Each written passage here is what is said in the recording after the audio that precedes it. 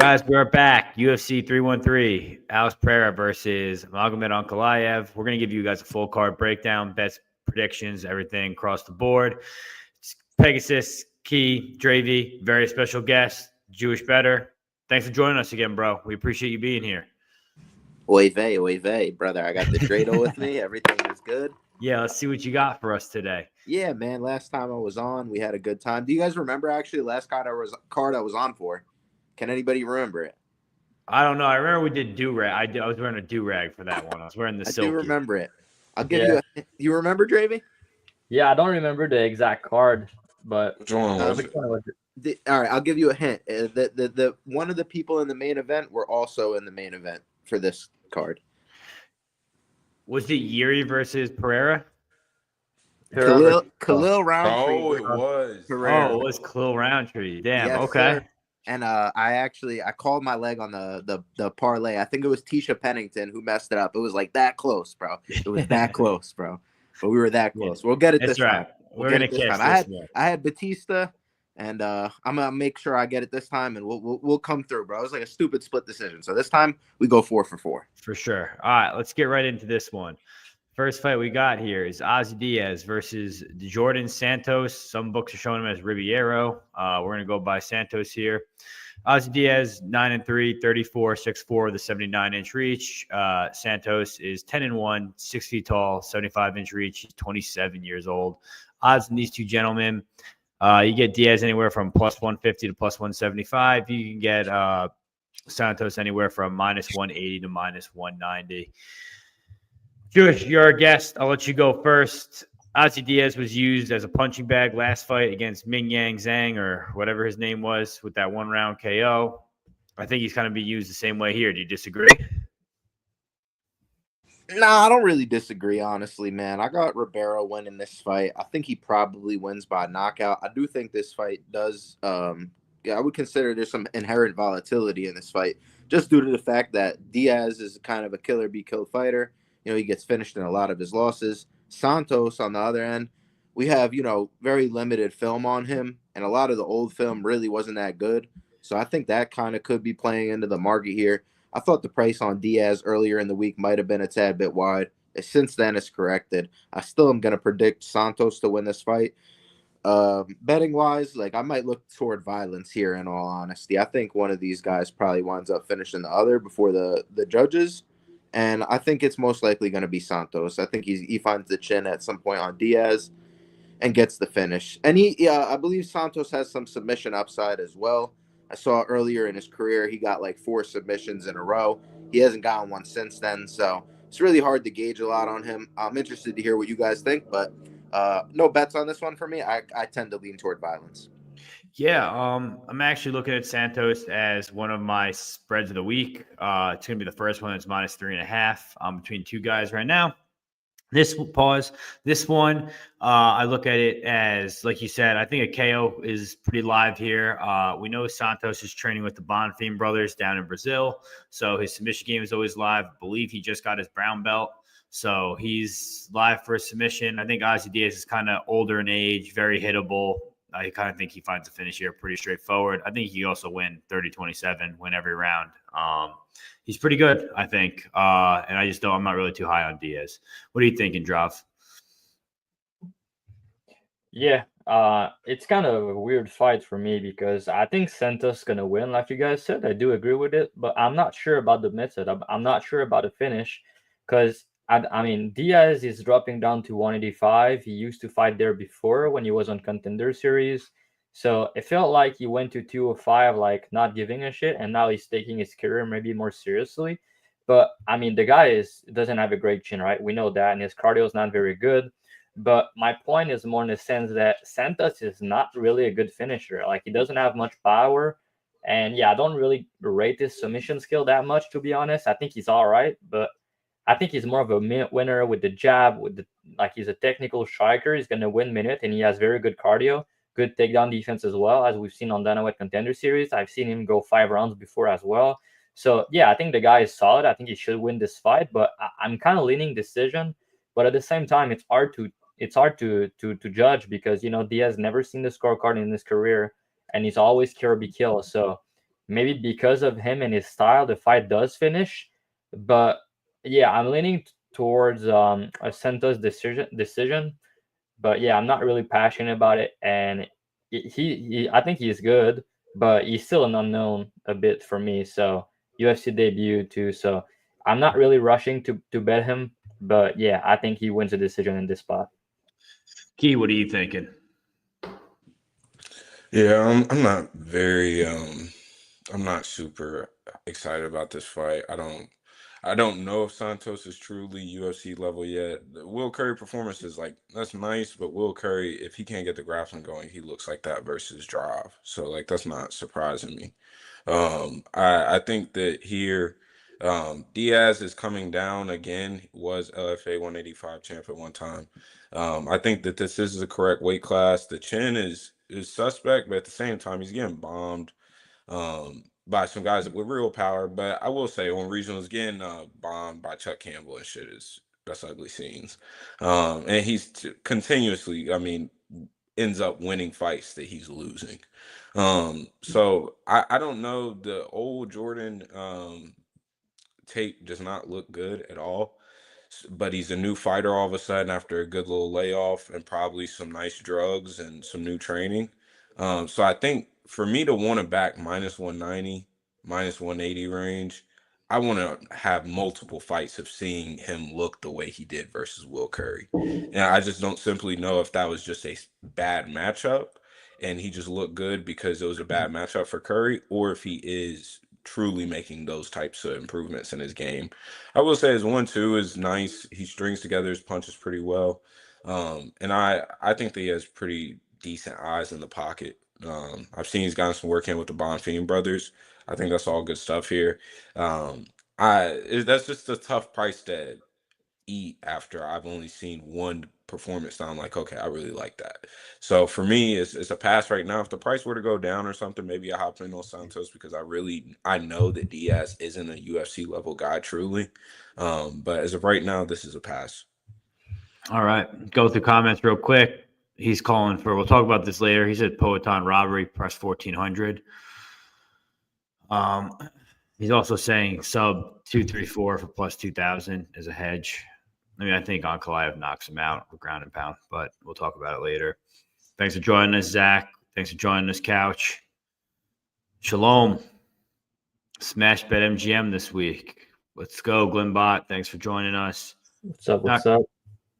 Champ Bet, she's not crazy about him at all. He wouldn't be surprised if Diaz knocks him out. Pass for him. I agree with this Curry talk. Curry was not a good fighter. He's so takedown dependent, so I don't think that really says much on the feet. Edward Bryan, very sharp. Jewish says you're a very sharp guy. All right. Our next fight here is kind of like a late ad. It's John Castenada versus Chris Gutierrez. Chris Gutierrez is 21-5-2. He's 33-5-9 with a 67-inch reach. John Castenada, sexy Mexi, 21-7, 33-5-6, 71-inch reach. On these two gentlemen, it's pretty much a straight pick 'em. They're minus 110 apiece. It's kind of looking like Gutierrez is minus 115 now. Drav, late ad. What do you think about this fight? Is Castenada going to be able to put together the pressure and the volume to beat Chris Gutierrez, or is Gutierrez just going to kick and dance around the cage to get away? It's kind of funny because there's a lot of action on both sides. You can see the line where Casteneda get to slight favorite, then buyback came in, the line flip, all the way over again. But I kind of see this one being a close fight. The thing I'll say is Gutierrez's style is way better in the big cage because of his footwork. His footwork and his movement is very good.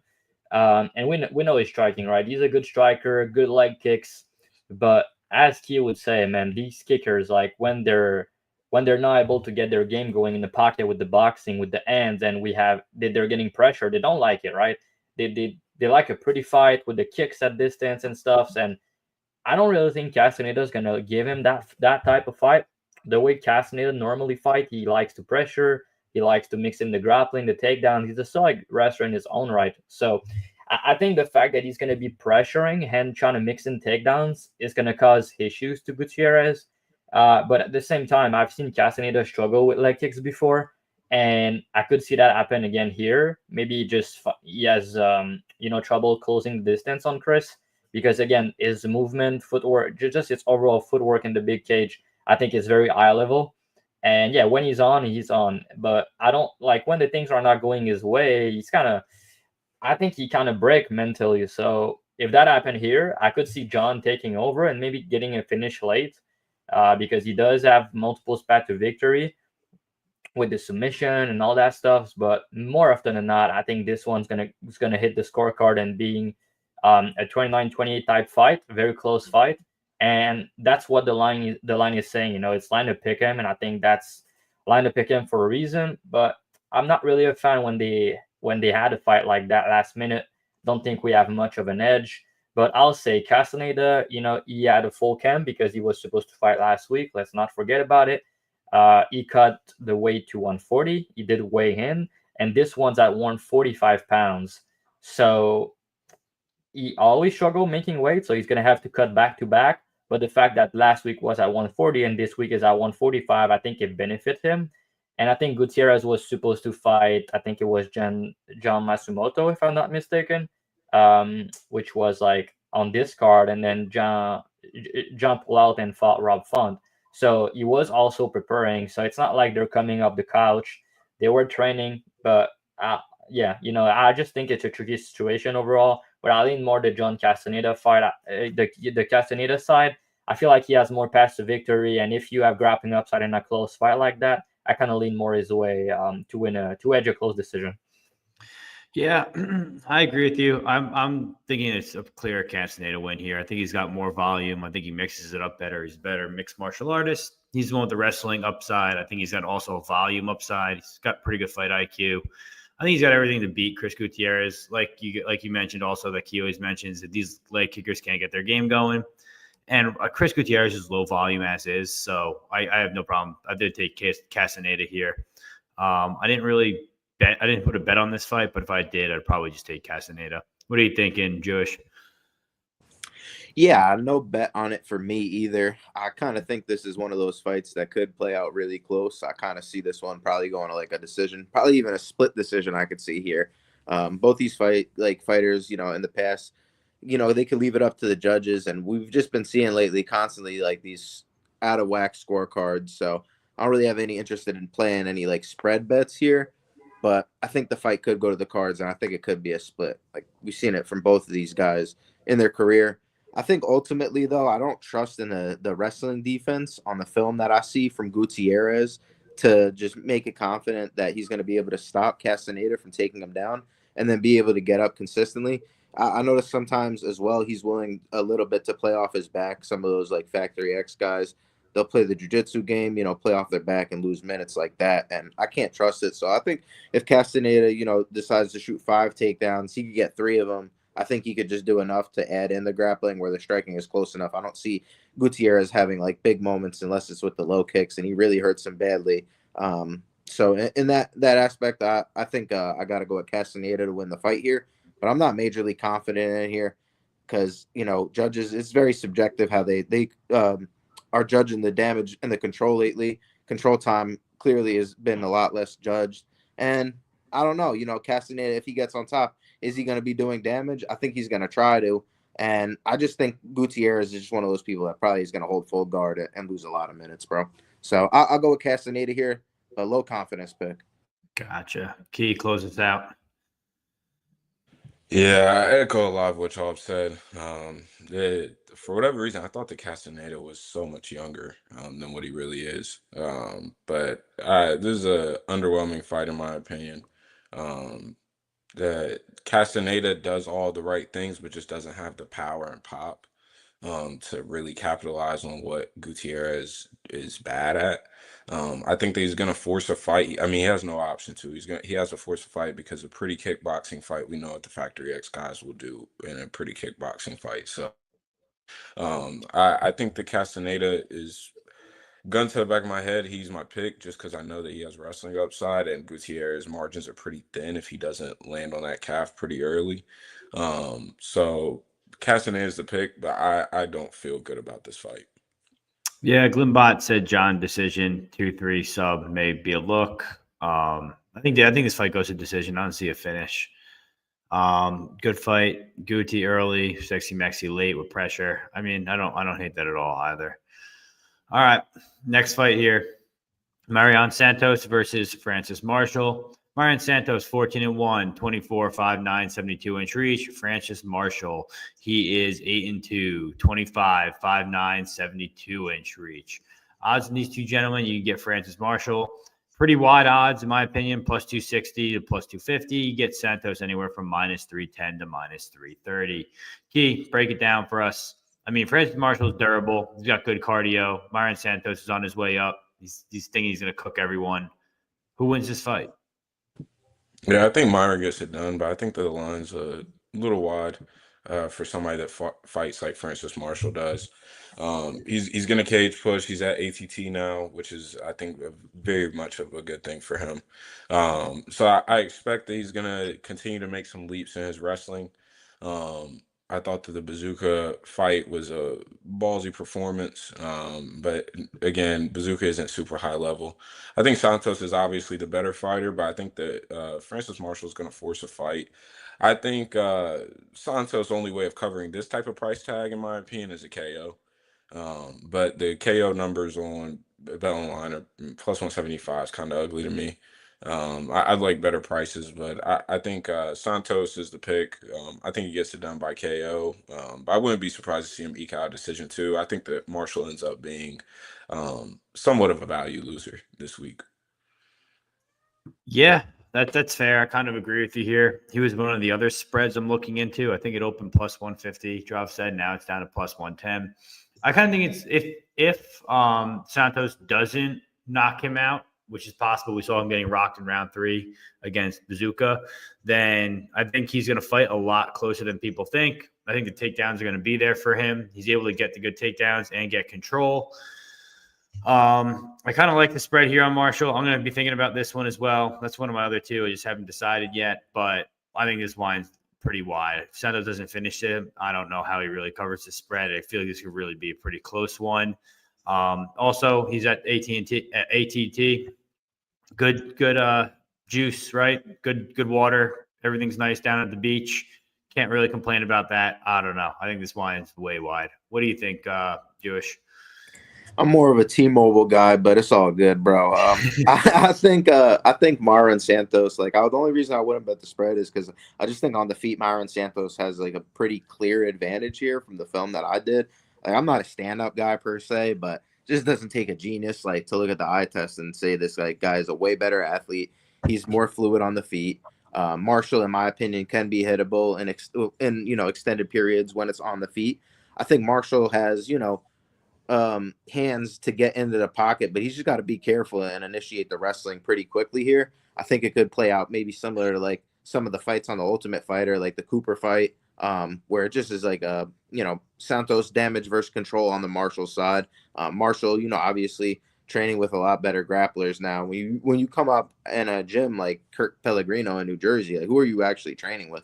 You're not going to get any, you're going to get better, but then there's a certain point in your career where I think Marshall made the right decision. He's got to get into the room with people that actually can compete against him and even beat his ass every day. Chael Sonnen says it best, and I'll leave you with this: you got to have people that you could beat up on. You got to have people that challenge you, and then you got to have the people that absolutely destroy you. And if you don't have that, you're not at the right gym. And I think at ATT, that's a big move for Marshall. So I like it. Maybe he gets a little extra, cardio boost on the stats on UFC 5. So if you know what I'm saying.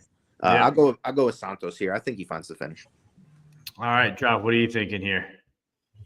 Yeah, it's a tricky fight to break down in a way. I was looking into Santos KO.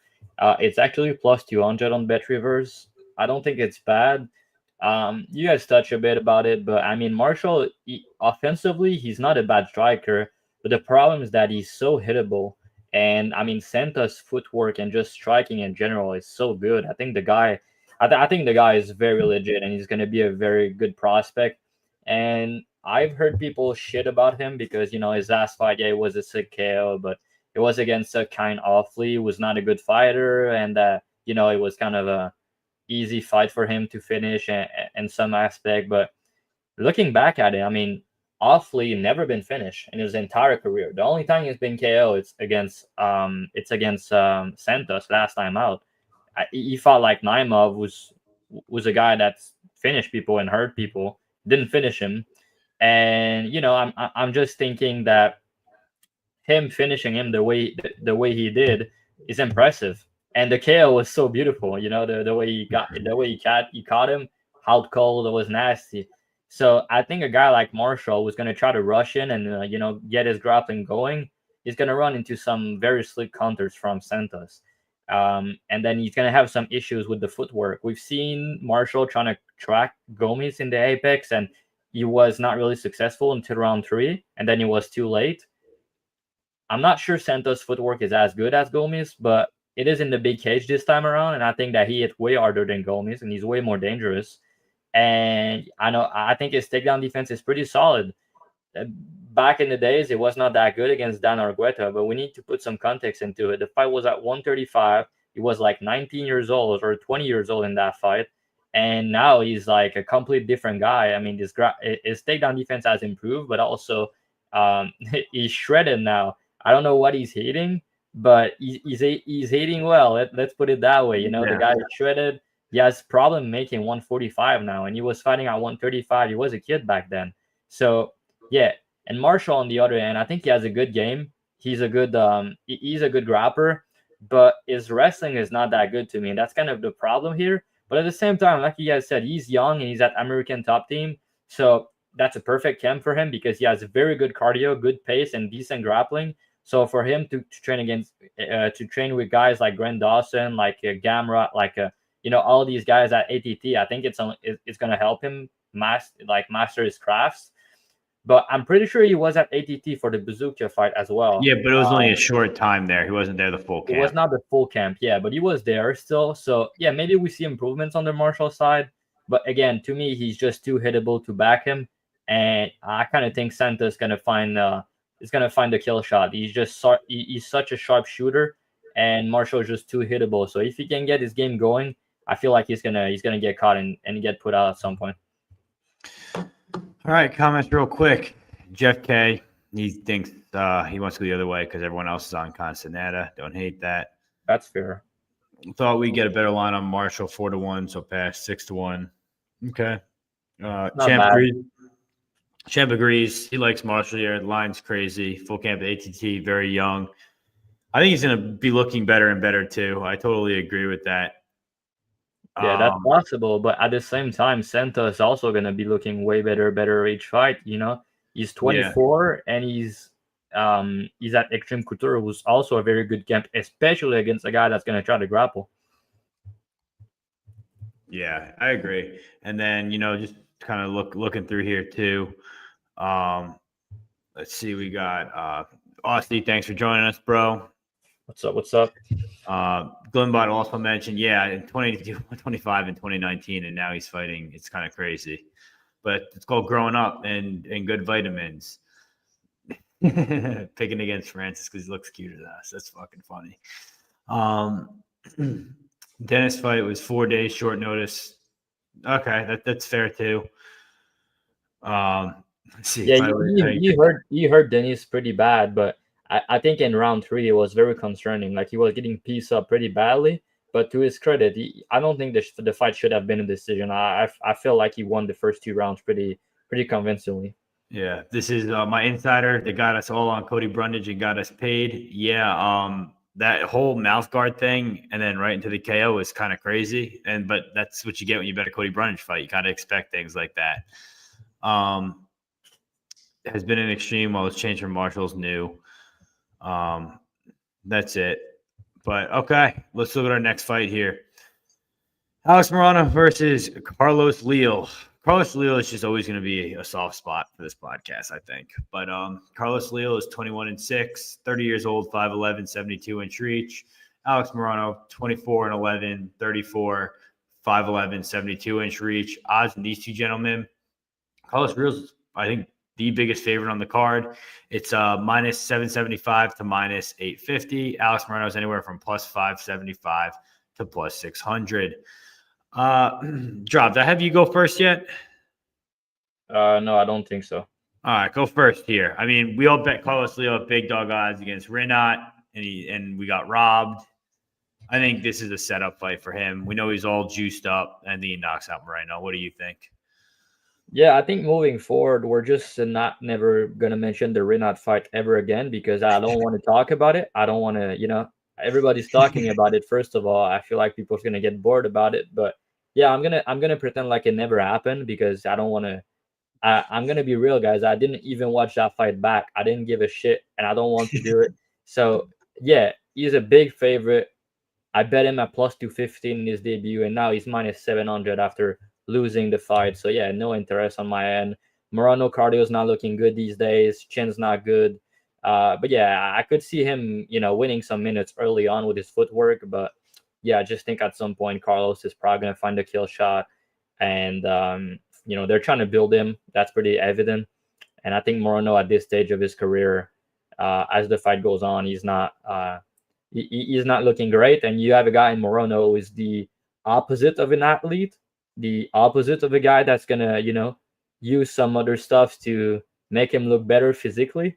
And you have the opposite in Carlos Leal in his last fight, So it's kind of crazy. I've seen on Twitter, Morono, he just got his, I think his 50 drug, his 50. I think they're fucking drug testing the wrong guy, Dravy. Yeah, he just got his jacket, right? So I saw that and I was laughing. I was like, yeah, I had no, I was not thinking this guy was juiced, but he's got the difference in physicality here and shape when they're going to be in a face-off. It's going to be crazy. But yeah, no interest. Leal is a big favorite. I think he should get a KO. Key, you think KO as well? Yeah, this is, I think 2-3 KO. Sadly, prices are shit everywhere, I believe. But 2-3 KO. Morono does that bouncing shit like your local fucking karate instructor and then starts to pass out recently. Like, it's really weird. I think outside of like random meme Gilly or some shit, I think that Leo KOs him to 2-3 at honestly a very high clip. I just think that his pressure is too much. Let's call a spade a spade. The steroids are too much. More testosterone in his fucking blood. I think that this is Leo all day. Yeah, I agree. Leo all day over here too. Jewish, anything different from you? Yeah, it's Leo, but do we really want to bet a guy at minus 700 when he's only got one UFC fight and the judges robbed him clear as day? Like, No. if this fight goes to decision, I got a minus 700 Leal ticket. I'm shitting bricks, bro. So, Yeah. But it's just a massive durability edge for me on the Leal side. I just think Morono could be a bit chinny at times. Sometimes it's there and sometimes it's not. It could be a bit weird, but you're getting knocked out by Ponzinibbio. I think a guy like Leal is able to connect. I think he's a crisp striker. I think, Morono could compete. I just think at some point he's going to get touched and go down. He doesn't have the offensive wrestling to initiate the jiu-jitsu that he has, which, is pretty solid. And he could lose minutes off his back if he does wind up on the ground. We saw that in the Nico Price fight. So, if Leal wanted to even mix in some takedowns here, not saying that, he has to avoid the Gilly, but it's just kind of a meme move for Morono, in my opinion. He's good at it, but, he jumps it, and I don't think Leal is going to get tapped by that. So even if you wanted to mix in the wrestling, I think the easiest way to beat a guy like Morono is put him on his back because he's just going to play jiu-jitsu. He has no get-up game. So anywhere this guy wants to win this fight, I think he wins it. Respect to Morono. He's been around, but I could even see him retiring after this fight and just, being on the Fury commentating scene. Yeah, I agree. I could see him retiring as well. Comments real quick. Champ said much to say here. Leo wins probably. Value in the fight go long, but yeah, pass for me too. We got Leo by decision, minus 1,200 in Ireland. That's kind of crazy. The only thing I'll say is like he's a survivor. Sometimes he's just gonna try to not get finished when he gets hurt. So I could see that. What's up, prop? Yeah, what's up, prop? That's happening. Shout out, Jewish. Thanks for joining us. Leo. Yep, it's kind of mushed. Watching Price versus Morono live was something else. Yeah, he looked so bad in watching that fight. It was crazy. But I'll say I don't think he looked bad against D-Rod. So that was kind of tricky. I don't know what you guys thought. So that Nico Price fight was on super short notice. Yeah, I know. Yeah. But could it be he just took the fight like as a company man? Like that's one thing to just think about. But Do you guys think he looked good against D-Rod? Because I thought he arguably won, you know? I Yeah, I thought he didn't think looked he looked good. bad there. I I don't think took he looked bad at all. Morono, and I was pretty pissed off. So I was like, yeah, he's not washed all of a sudden. I was confused because he looked awful to fight against Price, and then against D-Rod, yeah, I think he looked pretty good, and he arguably won. But you know, Leal is, and we can also say D-Rod's kind of declining and getting on the wash shot himself. So Yeah. All right. Next fight here: Ferreira versus Armen Petrosyan. Armen Petrosyan's 8-4. He's 34, 6'3", the 71-inch reach. Bruno Ferreira is 12-2, 32, 5'10", with a 72-inch reach. Right now, odds in these two gentlemen: Petrosyan anywhere from -145 to -150. Bruno Ferreira is anywhere from +120 to +130. Jewish, I'm going to have you go first here for this one. I mean, there's levels in kickboxing here, but obviously Bruno's always live for the meme KO. Do you think Bruno finds the meme KO, or do you think Petrosyan stunts on him with the striking? bro, I can't trust it because how do you go out to a move like that? I remember watching that fight. I think it was the same card as the Renat fight with Leal, because there was a bunch of nonsense going on in that card. And then I remember I was watching with my homeboy, and he was like, like we're gonna see something like a never before seen move. Like this is like the most rigged card ever. And literally the next fight, he hits him with the double back fist, and he's like, we're like, oh my god, dude, Jesus Christ, like how does that even happen? I think Armin's the better technical striker, but this fight has some volatility. I think a lot of people aren't talking. Well, some people are talking about it. I think there's some grappling upside for Bruno here. I don't think Armin's a good grappler. I think when you look at a guy who's a judo brown belt, the way he remember Phil Hawes is we give him shit for being chinny, right? But if you're able to go out there and toss a guy like Phil Hawes, who's like a legitimate wrestler, strong guy, obviously you have something in the grappling base. So I could see an instant where Bruno Ferreira actually even wins his first decision here, bro. I know that's a little bit, crazy, but he was in a close fight with a guy like a boost until it wasn't, close because he got into a dominant position. I don't know if, Armin threatens him the same way in some of those grappling exchanges. So, yeah, Armin should win this fight on paper. I think he's cleaner. I think, he probably has the better cardio the later the fight goes.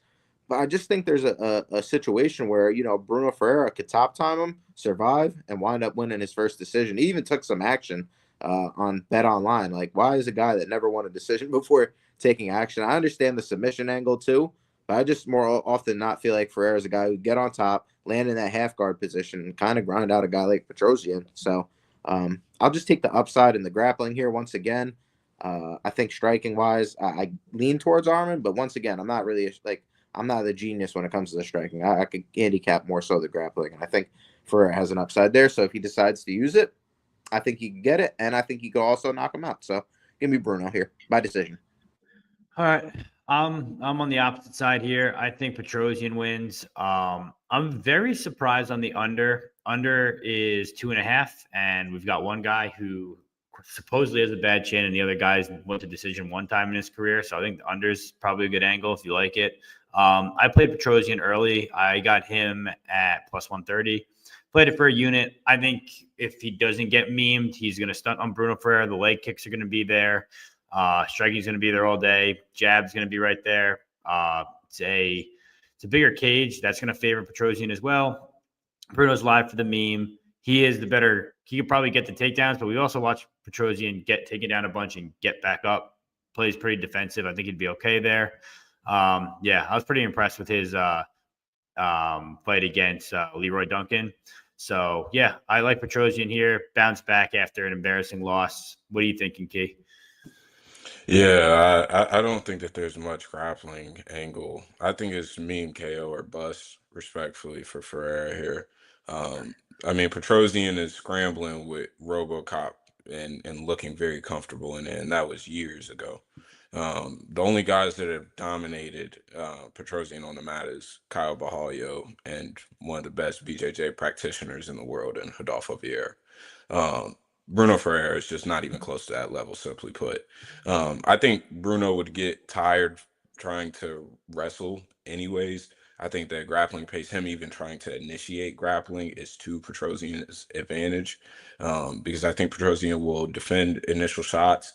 I think that he will get up and he's going to force Bruno to work. And in the meantime, while Bruno is backing up, doing salsa dances, waiting to throw one overhand or throw two hooks, with zero jabs, zero leg kicks, just vibes on the feet, just backing up, looking to explode. Pause. So I think that in the meantime, you're going to see Petrosyan there jabbing, leg kick, leg kick, leg kick, nonstop, just chipping away. And I think that one takes away from the explosion, but again, it's going to get Ferreira more and more frustrated. I think Petrosyan is a really solid kickboxer. I think the Char Bullet fight was kind of just a one-time thing. I don't think the Char Bullet knocks him out at a high clip at all. The chin things, he's hittable somewhat, but the guy is going blow for blow in the pocket with RoboCop and not shying away. That could come back to hurt him here, but I like the fact that he's at least not scared of power in the pocket. So I think that Petrosyan out at ATT, I know that he's finished his camp there. I think that that's good for him. Hopefully they're shooting him up with some good drugs as usual. So I think the Petrosyan is a solid spot here. So my pick wise for this, Petrosyan, outside of some random meme KO from Bruno Ferreira. Yeah, I think he'll be live to counter him too on Bruno shooting in, being so much shorter than him. He's the counter's going to be there. And there's going to be a massive, I know we call Bruno the Hulk and shit, and he obviously has big power, but I think that there is going to be a physicality difference. Like Petrosyan is a big human, like genuinely a big human, and he would fit in. I mean, we think about his Dana White Contender Series at 205. He fit in and looked like a normal guy in the weight class. 185, I mean, he's bigger than a lot of these guys. I know he has short arms, but I think that there will be somewhat of a physicality difference even in the clinch. Yeah, I agree. Dravhy, what are you thinking? Yeah, it's funny you mentioned the reach because that's one of the things I was about to mention. I've played Petrosyan a couple of times against the striker. You know, I play him against CLD. I play him against who else he fought? Dobson back in the day. I know I did. I'm pretty sure you did. Yeah, exactly. But one thing I've noticed is like he normally always have a smaller reach than these guys because, like you said, he does have small arms. Like his arms are not like he's what 6'3" or something, and then he only has 71 of each of reach, and he still make it work. You know, he's still outpointing these guys and getting the better at distance, which is kind of impressive. And then here they're gonna have almost the same reach, so I think that's gonna be a good thing for Petrosyan, and especially because Bruno, he's kind of he's good in the pocket. He does have power, but like at distance, he's not great. So with that being said, I think Petrosyan's gonna have his way at distance with him, especially in the big cage, like you guys said. So I don't really see much grappling from Bruno too. I know he does have a judo background and his grappling could be crafty, but if he does that early and he doesn't finish him, the thing I like about Petrosyan is like I can shit on his takedown defense because I don't think it's great, but he does have good get-up game, very good get-up game. So if Bruno try to grapple early, it's harder to grapple when guys getting back up and not getting tired, and he already doesn't have good cardio to begin with. So I feel like either way he's gonna gas out in round 3 probably, but if he does grapple, he might gas out in round 2. You know, so that's that. And also on the feet, like I said, Petrosyan is the way better minute winner. But I could see Ferreira winning big moments on the feet with like big shots and maybe knocking him out. But I think Petrosyan is durable. I know he got caught last time out, but it's not often you get hit with a double spinning back fist, you know, so it was kind of random. But yeah, Bruno Ferreira does have some meme shit like that in his arsenal. So maybe he's going to catch him early. But I feel like he has like 7 minutes of cardio. And last time we play Abus Magomedov pretty big against him. But like to his credit, he did have success in round 2 and he hurt him. And if Abus didn't wrestle, he probably was getting finished. So, but I'll say about this fight is like in round 1, the fight was so low pace and nothing happened. So I think it helped him with his energy. And also say that he got break and finished by Abus in round 3, who's a known gasser himself. So not a great look in that aspect. And yeah, you know, so Petrosyan, much better cardio. I think he's the way better minute winner. I think he's a way better technical striker. But yeah, I think Ferreira could bonk him, but I think he's gonna need to catch him under 1.5 round. So if I were to play Ferreira, maybe look for a KO prop or a KO 1-2. I think that's kind of the way he win. But I just think there's more upside on the Petrosyan side to look like a big favorite if the fight leaves the first round. So I'm gonna pick him to win. and I'll say round 3 decision, some shit like that. I think he's live to finish late. For sure. All right. I don't know if I said Manuel Ferreira. I hope not. Glimbot, he's part of the Bruno army. Biggest bet of his card, he says. Damn. He's gonna struggle with Armin with the T-Rex arms. For Armin, Bruno sub plus 750. I mean, it's kind of seems wide. I think that Bruno fight was on the last card we talked about too, with Abus. I think it was. Maybe not. I think it was on the Saudi card. Nah, that was 308. Yeah. A boost cash. I had a boost there. Armin 2-3 from prop. I agree with the round 3 or decision. Yeah, I like that. Champ. Yeah, I think he pieces him up too. It's just gonna be a meme or pass. Getting concerned with how everyone's on Bruno and Bruno ITD. I don't know. I feel like it's been pretty split from what I've seen, but maybe not. Yeah, there's love on both sides. What's happening in MMA Clips? Thanks for joining us. Isn't just an ungeated. People talking about he's technical and what he does. I pretty strongly disagree with that. I'll be honest. Yeah, I think he just swings for the fences. All right, talk about technical guys in this next fight coming up. Rei Tsuruya versus Joshua Van. We are a Josh Van podcast. Josh Van, 12-2, 23-5-5, 65-inch reach. Rei Tsuruya is 10-0. He's 22-5-6, 68-inch reach. Both young guys, both the futures of the division. Van anywhere from -190 to -200. Tsuruya is +165 to +170. Who do we have go first last time? All right, we had Jewish go first. Key, you're up first. I mean, Josh Van bodywork, Josh Van boxing, Josh Van live after round 1. I mean, Josh Van's the side, right? I'm not willing to eat -190 personally. In a fight where I think that grappling wise, I mean, Tsuruya is just levels above. I mean, some of the entries that he's on, some of the singles that he's snatching up, I mean, it's just obvious. I mean, I think DC even said it in at 303. You can tell that's just a kid who's wrestled a lot in his life. He's hitting lat drops. I mean, shit that I don't think that it's not basic doubles and singles. He's chain wrestling things out in the open against the cage. Stuff that I think is going to cause Van a lot of issues. And while I think that Van is great at the usual sprawl, and I think that a guy like Cody Durden, I know people are making a lot of comparisons saying, oh, well, he's already faced a wrestler in Cody Durden. Cody Durden and Rei Tsuruya grapple nothing alike, absolutely nothing alike. Don't wrestle alike at all, and Tsuruya is much more of a sub threat. Tsuruya is setting up twisters, all sorts of shit on top. I think the Tsuruya is good. I think that this might be a little too much too soon though. At the same time, on the other hand, his striking is, I mean, absolute ass. And his body language on the feet can get ugly. So rounds 2, rounds 3 get pretty dark pretty fast if Van starts to get his jab going at all. And I hope that is the main part of the game plan, is just to get the jab going initially, because I don't think that he has to sit down on shots early. I think just sort of chipping away at Tsuruya and forcing to pull out some reactions out of Tsuruya will do him some good.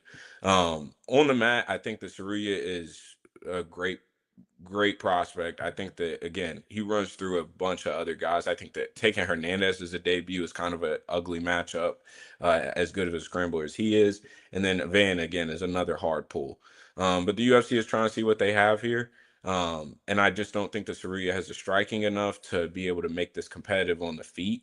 And I think that he is pretty much take down or bust here. I think that he gets it in round 1. Round 2, I'm unsure. I think that ties could start to turn. In round 3, I think Van wins at a very high clip. I do give Tsuruya some grappling sub upside, excuse me. I do give him some sub upside. We know that Van has been subbed earlier in his career against a much lesser grappler at that. But to be fair, that was late 2021. We know Van has made a shit ton of improvements since then. but I just don't think that he's seen this level of grappling against anybody. And I know that it might not look as strong because Tsuruya will hang on you and is not the typical power double type of wrestler. But some of the scrambles and things that he's going for is just honestly beautiful to watch. So I hope that I'm sitting back. I haven't picked a side on this fight. Guns to back of my head for prediction purposes, I'll say Van, I think, gets it done. But I do think that this is kind of thin margins because I do think that Tsuruya could bank 2 rounds, or I think he could find a sub within the first 2 rounds. So for that reason, it's a pass for me. And I wish Tsuruya sometimes would actually settle a little bit more on top instead of going for subs. And so that's another thing that's sort of taking me away from the dog shot on Tsuruya because Van is just so calm in the octagon. But for me, it's a pass fight. Gun to the back of my head, Van gets it done. Yeah, I think Van gets it done round 3. I think Van cooks late. I have 2 units on minus 190 or 180. I can't remember what I got. Either way, happy with that. Line's still there. You can get it. I think, like you said, Rei Tsuruya, the thing that, or Tsuruya, all right, Tsuruya. Bro, just say Ray. Just say Ray. Either way, Ray, like we talked, everyone's talking about his grappling. It's hard to grapple small guys. I do jiu-jitsu. I know, Jewish, you do too. How is it wrestling a guy that's 5'4" with small arms and small legs? Can't get control of him. It's impossible. So I think the sub's not going to really be there. And once this guy, Ray, he gets tired, bro, as he's tired, he's going to get cooked. It's going to be late. I think the body shots of Van are going to weigh on him late. I think Van probably wins here, and Van just keeps getting better and better. Dravhy, what do you think? Yeah, it's a banger. One top 3 best fight on the card for sure. Prospect versus prospect, 22 versus 23 years old. I'm very excited for this one, man. I'll be honest. Yeah, I know a lot of people on Tsuruya. I think he's one of the most popular dog from the sharp people that I talk to. And I understand why, but yeah, I'm on the other side personally. I think Van's going to win. I think there's things to like on both sides. And I understand the reasons from backing Tsuruya because, yeah, he's probably going to have success early taking Van down. We know Van starts slow in round 1. He's dropping these rounds more often than not. And that's probably going to be Tsuruya's best round, right? I think he's very crafty with his grappling. I've talked with Prop about it a little bit, and that's what I've said. I think he's very crafty with it.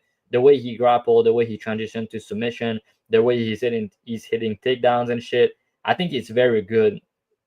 But I think his striking is very not good. Let me say that right off the bat. I think his striking is not great. And I also think his cardio in round 3 is very questionable. We've seen him slow down in round 3 against, Carlos Hernandez. And Carlos Hernandez trying to grapple with him in round 3, and he was looking at him.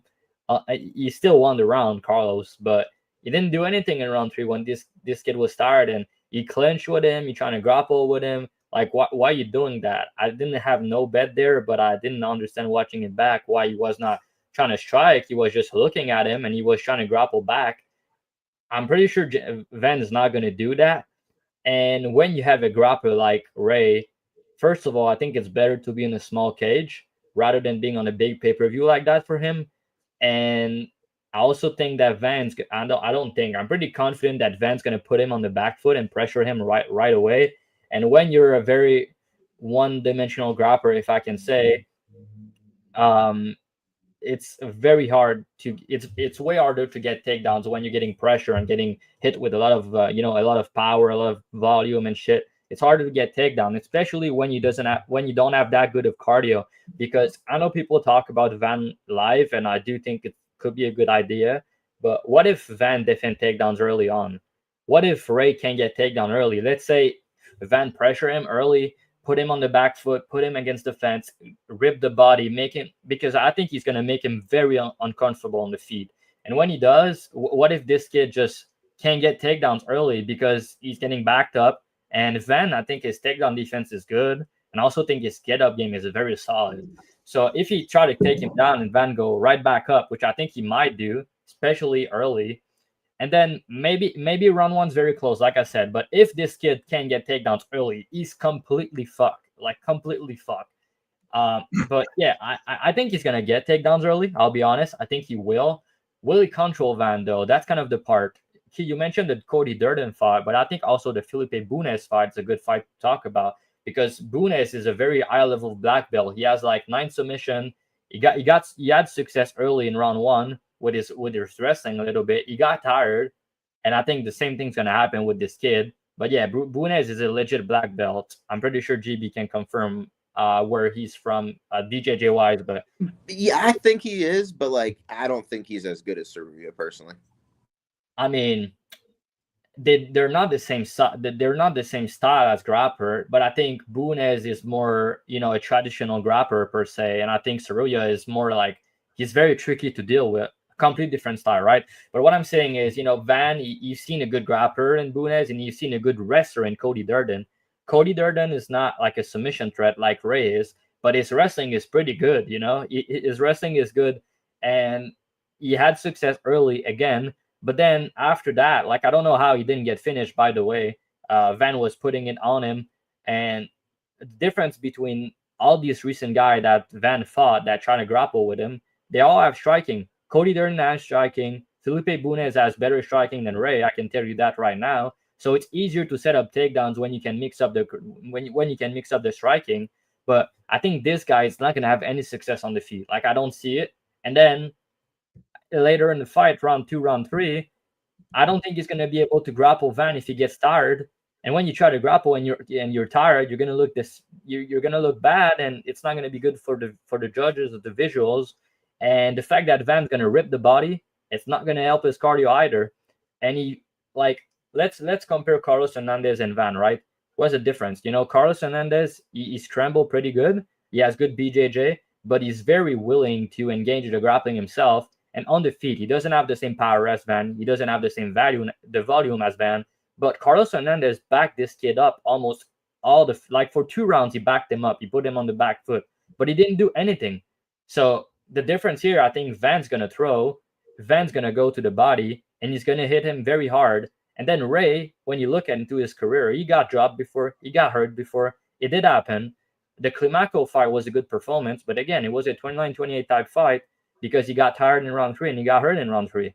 So I just think that Van, after round 1, you could live bet him if you prefer, but if the fight go the distance, it's probably going to be close, right? It's because Rei's going to have grappling success, but I think there's possibility that Van fucked him up 10-8 round 3 or finish him way more than it is that Rei submit him early.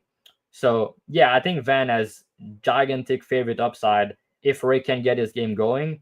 And I think that even if Rei can get his game going, I think that Van can still win the fight, if that makes sense.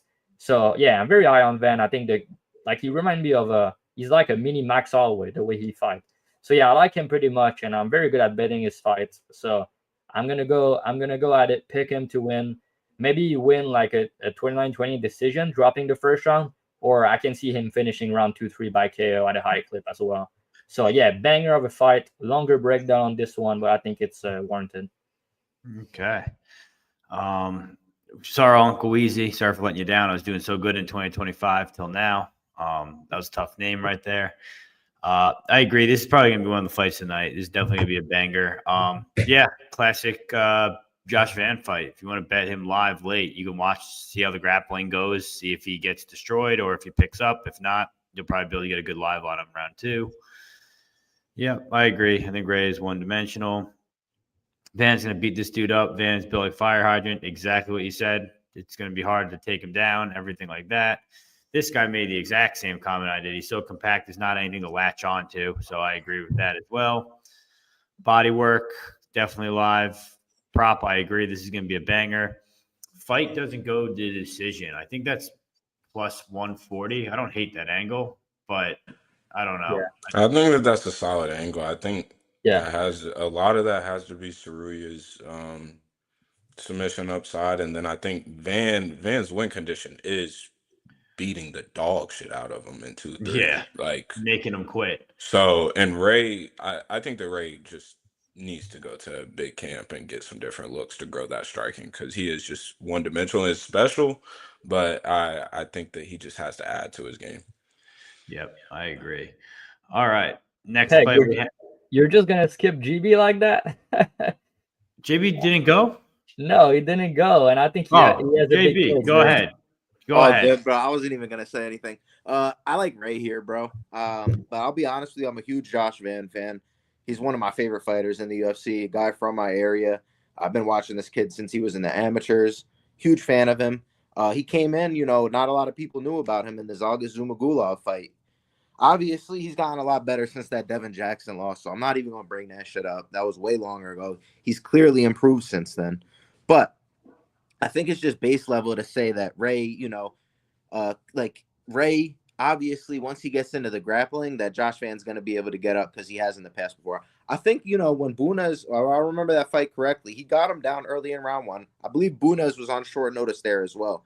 So, that could, and he's a known gasser already, so that could add to the cardio factor. If Ray's having his way early on, I see there's a possibility, that he could even, not tire out as bad as he has in some of these past fights. I know he does get tired, but he has found a way to survive every single time before, and he can rely on that grappling.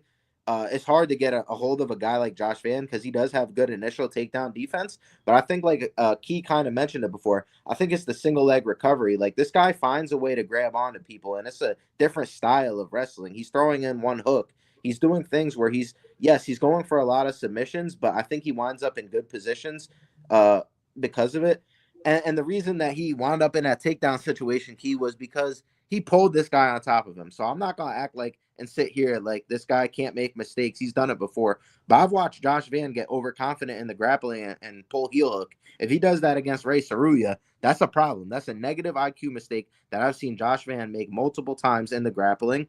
I don't think he's fought a grappler of the level of Rei Tsuruya yet, in my opinion. If you can name one, I'll be willing to listen. I understand you got to have the hands to set it up, but it hasn't mattered for Ray in any of these fights so far. And I agree with a lot of what you're saying because I think this could look really bad for me. Like, if he goes out there and Josh Van just stuffs him in the first round, and that's a big problem, right? I just think, like, Josh Van always drops round 1, right? And if Ray's going to come out there and push a pace in round 1 earlier with the grappling, from the context clues that I have, the style of wrestling that Ray uses in the open mat, Josh Van is a guy, he's going to look to post on the head, right? He's going to look to get his back to the fence. But I just think that Rei Tsuruya obviously is training for these things, and I think he's just a little bit step ahead in some of the jiu-jitsu. Not that that necessarily matters, because if Josh Van is going to be able to get back up to the feet, then that could be a problem, right? But I just think that he's going to break him down, and Josh Van is going to have to work a lot harder than he has to get back up in some of these fights. I think that Durden is a good wrestler, but I think Rei Tsuruya, in my opinion, is a better submission grappler.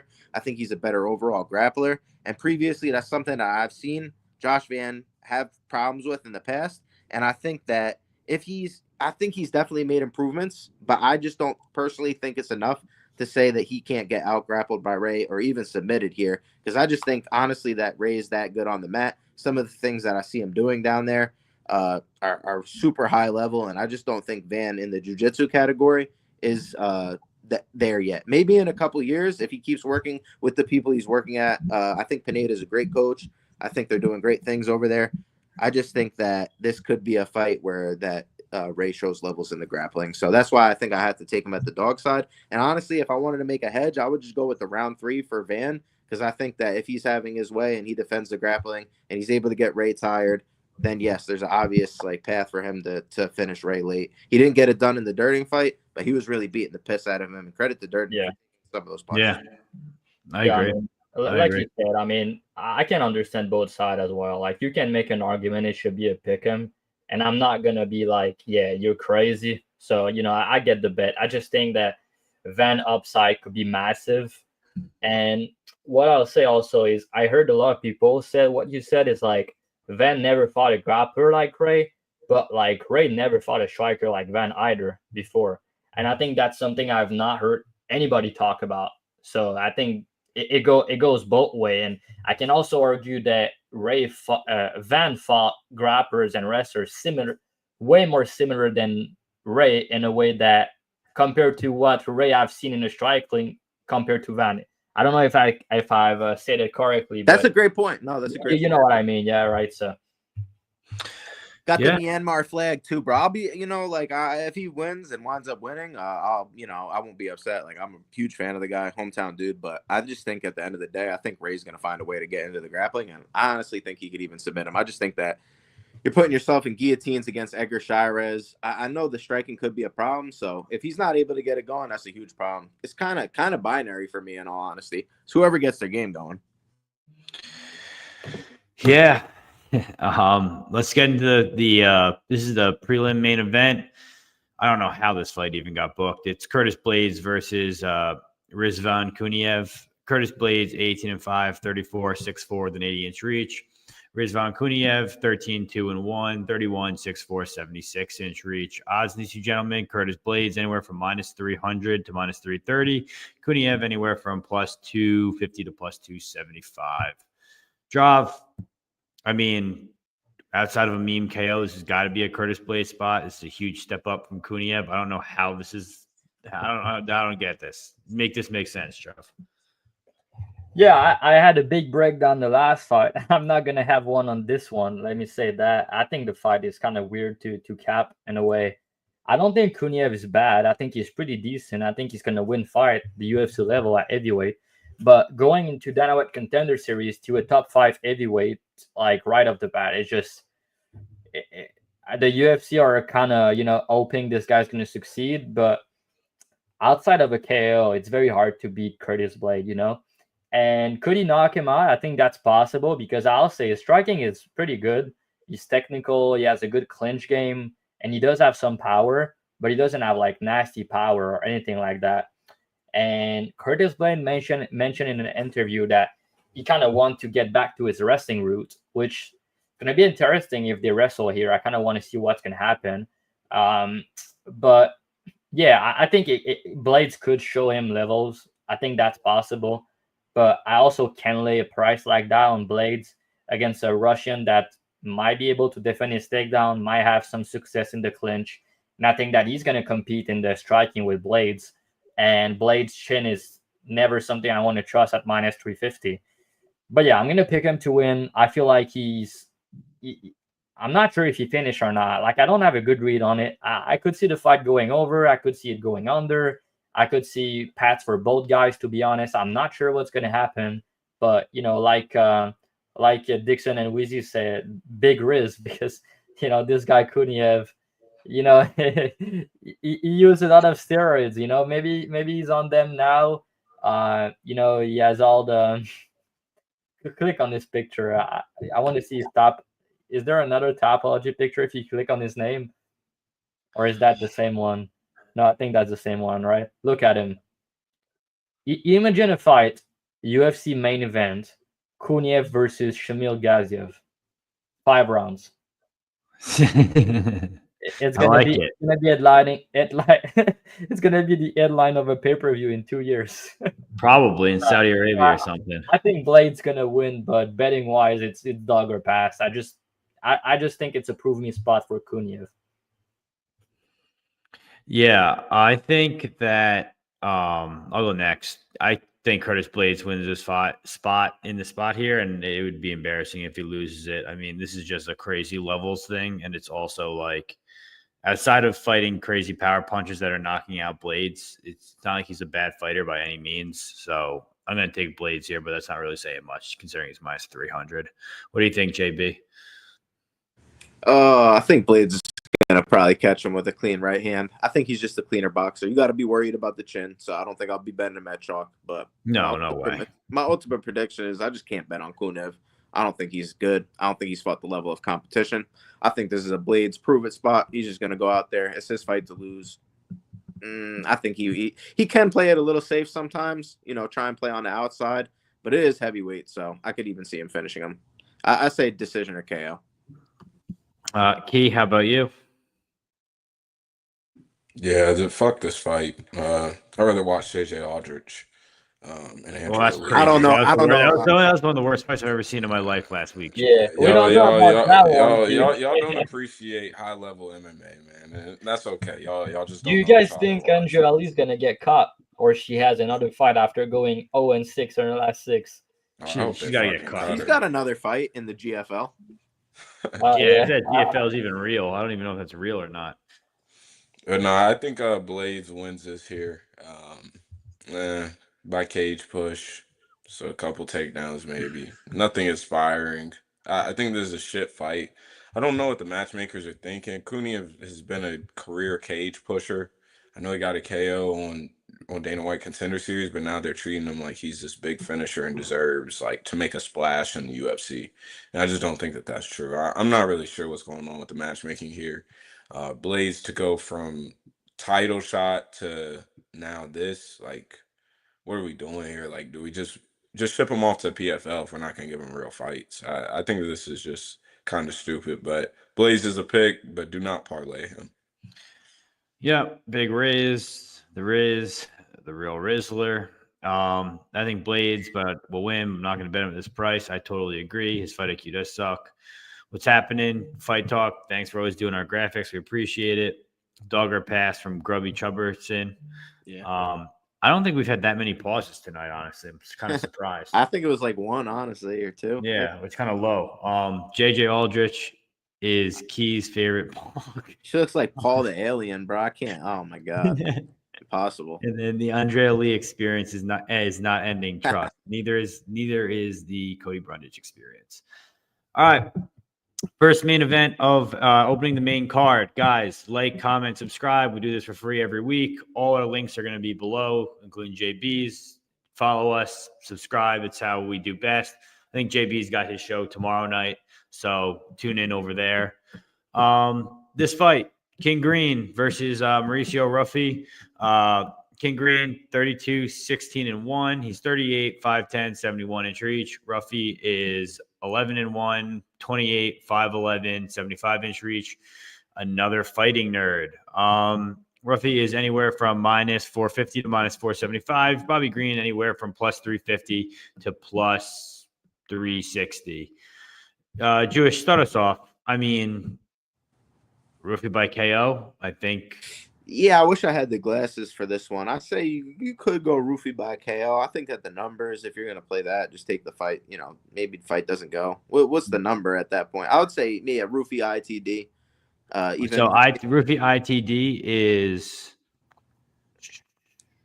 I know Green ain't been minus 160, minus 138 on the KO. Oh, okay, well, yeah. KO is Ruffy by KO is minus 120. Yeah, I could even see him subbing him, as crazy as that sounds. I just think that Green's probably past his prime. He's more worried about smoking backwoods. The dude, I'm a heavy smoker, and the dude smokes more than me, bro. He smokes so much, one of his eyes is about to fall out at weigh-ins, bro. So, honestly, I think it was a fluke win against Grant Dawson. They run that shit 10 times. Grant Dawson is mauling him, like, basically every single time. I don't think Green is still in his prime. I love the guy. Honestly, I watched him beat the piss out of Nasrat Haqparast. He had a great performance last week. I watched the dude, run good 3 rounds with Rafael Fiziev, arguably even won that fight. I just think that it's past the time. It's time for the fighting nerds. They haven't even – I don't think they've lost a single fight yet. So I'm going to sit and go on the other side with a guy who smokes 5 backwoods a day. Absolutely not, brother. It's Hoofy. It's Hoofy all day. Maybe one of my it might be my BTL – I don't know. No, I got some other picks, but that might be it. Hoofy ITD. I like that one. All right. Key, what do you think here? Yeah. I played Patty Pimblett, I think like plus 160 or plus 180. Yep, I did too. Against Bobby Green last time out. And I think here, I think that this is a clear Hoofy KO spot. He just hit simply too hard. Jan Top had an insane chin on him. Also missed weight, which also helped with his durability in that fight, as mentioned earlier. So I think that he gets it done. I don't, everybody's off the Hoofy train after that performance last time out.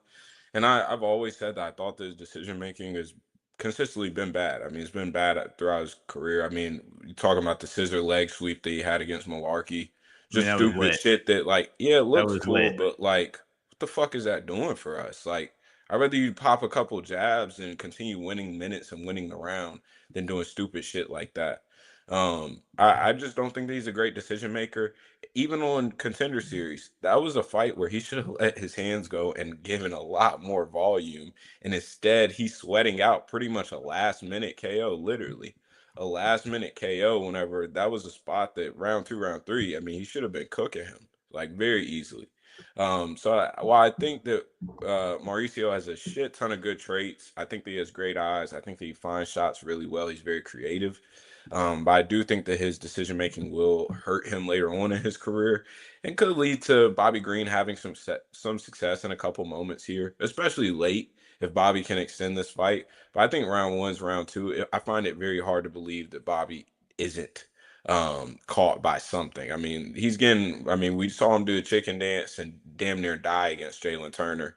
But he did get hurt in the Jim Miller fight. I think I had Jim Miller KO at a big number there. Yes, we did. And I he had Jim Miller money line too. Yeah, he got hurt in that fight, and the Patty fight, we didn't get to see a shit ton on the feet. So I just don't think that he's the same guy as he was anymore. I'm glad that he had his moment against Grant Dawson late 2023. That was fun to see Grant Dawson go to sleep. But I think that this is going to be flipped around here. I think Mauricio gets the KO. One shot, probably. I think that he continues to get away with bad process, but fuck it. Yeah, Ruffy by KO for me. Dravhy, what are you thinking? Yeah, I also agree. I think Ruffy, the guy, like you said, he's not like minute for minute. Bobby's probably going to compete, but I just think that Ruffy is such a sniper, and he does have power. He picks his shot very well, and Bobby Green fighting with his hands down. And the thing I'll say about Bobby's style is like the first thing to go when you get older, and he's 38 now, it's your reflex.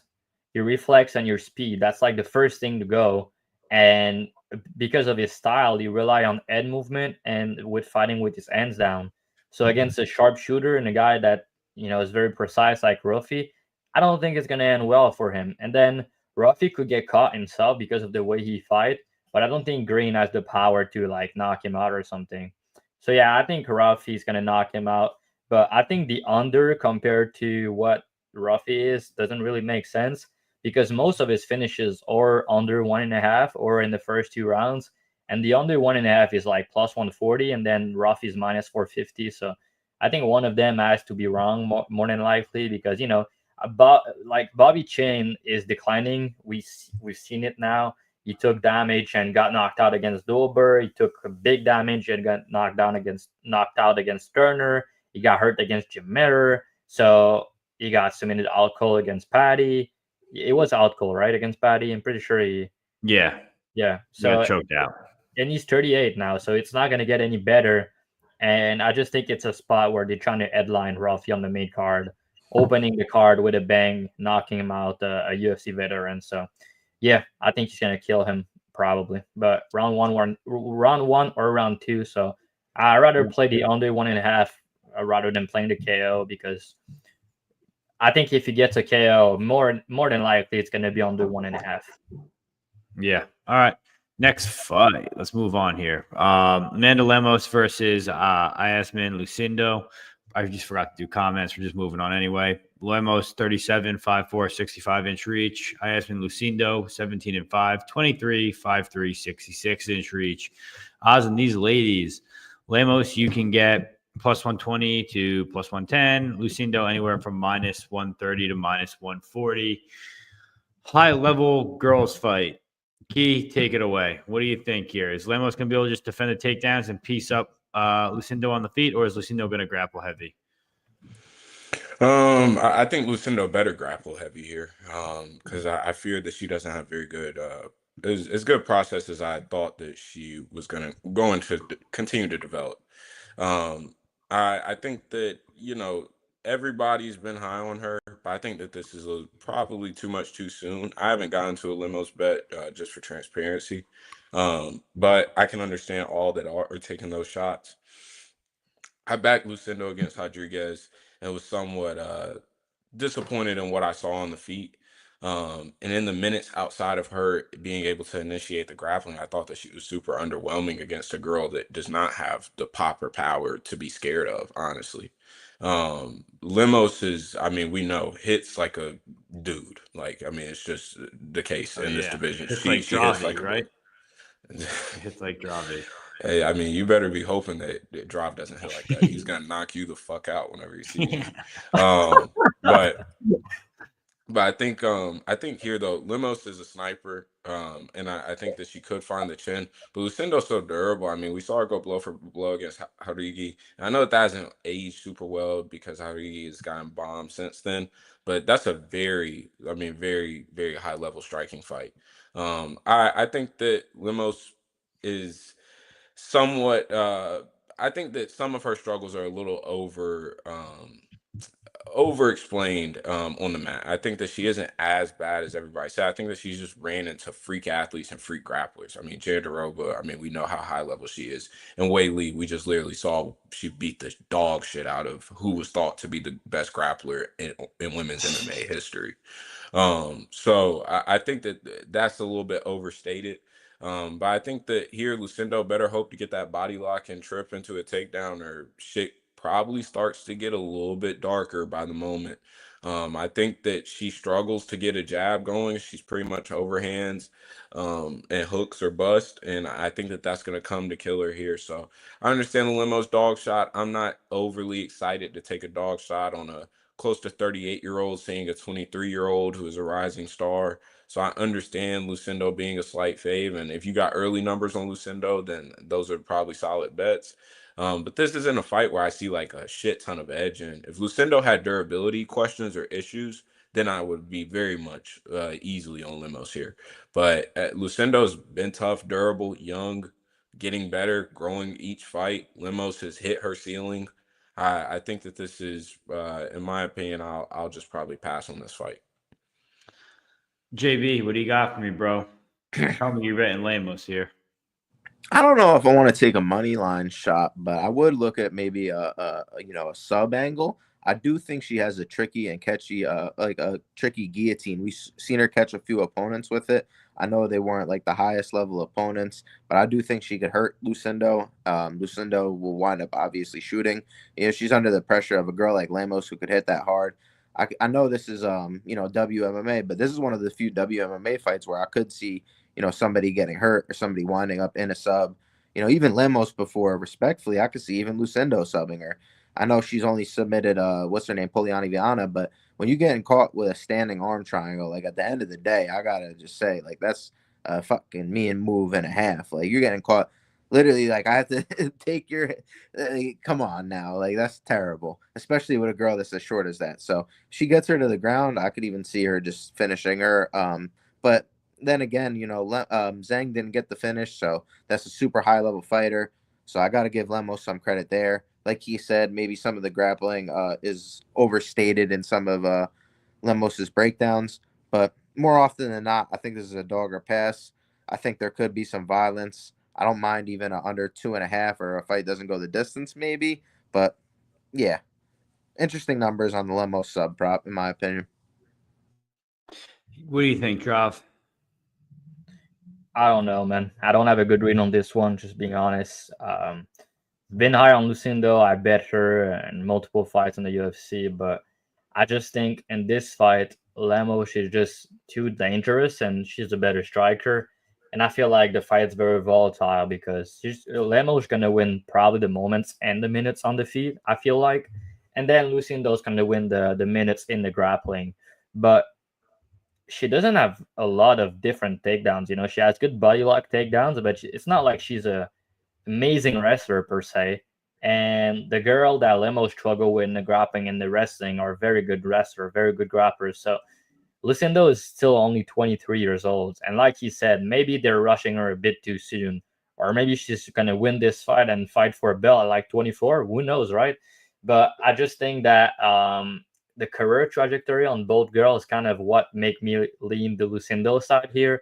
We have a girl in Lemos who's 37, who fought for the belt already, who's been a top contender already, who's lost her last fight, and now she's trying to, get back into the mix. But she's 37, right? So at 114 pounds, she doesn't have a lot of years left in her career.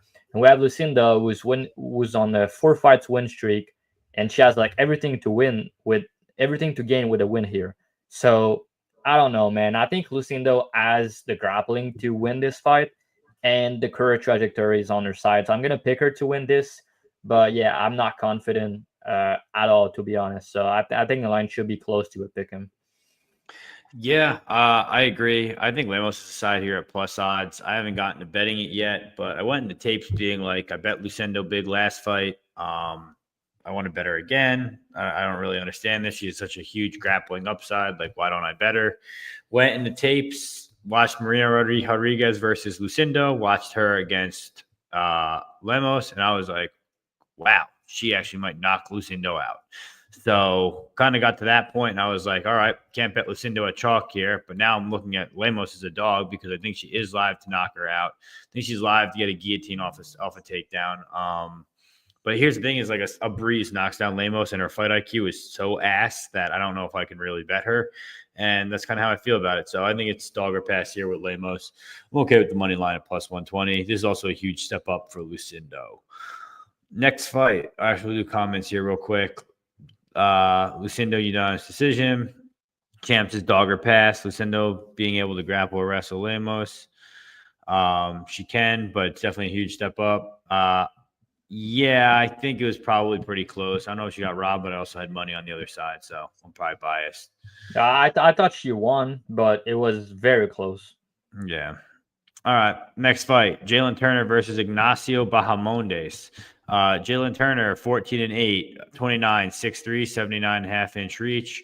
Ignacio Bahamondes, 16-5, 27, 6'3", 75.5-inch reach.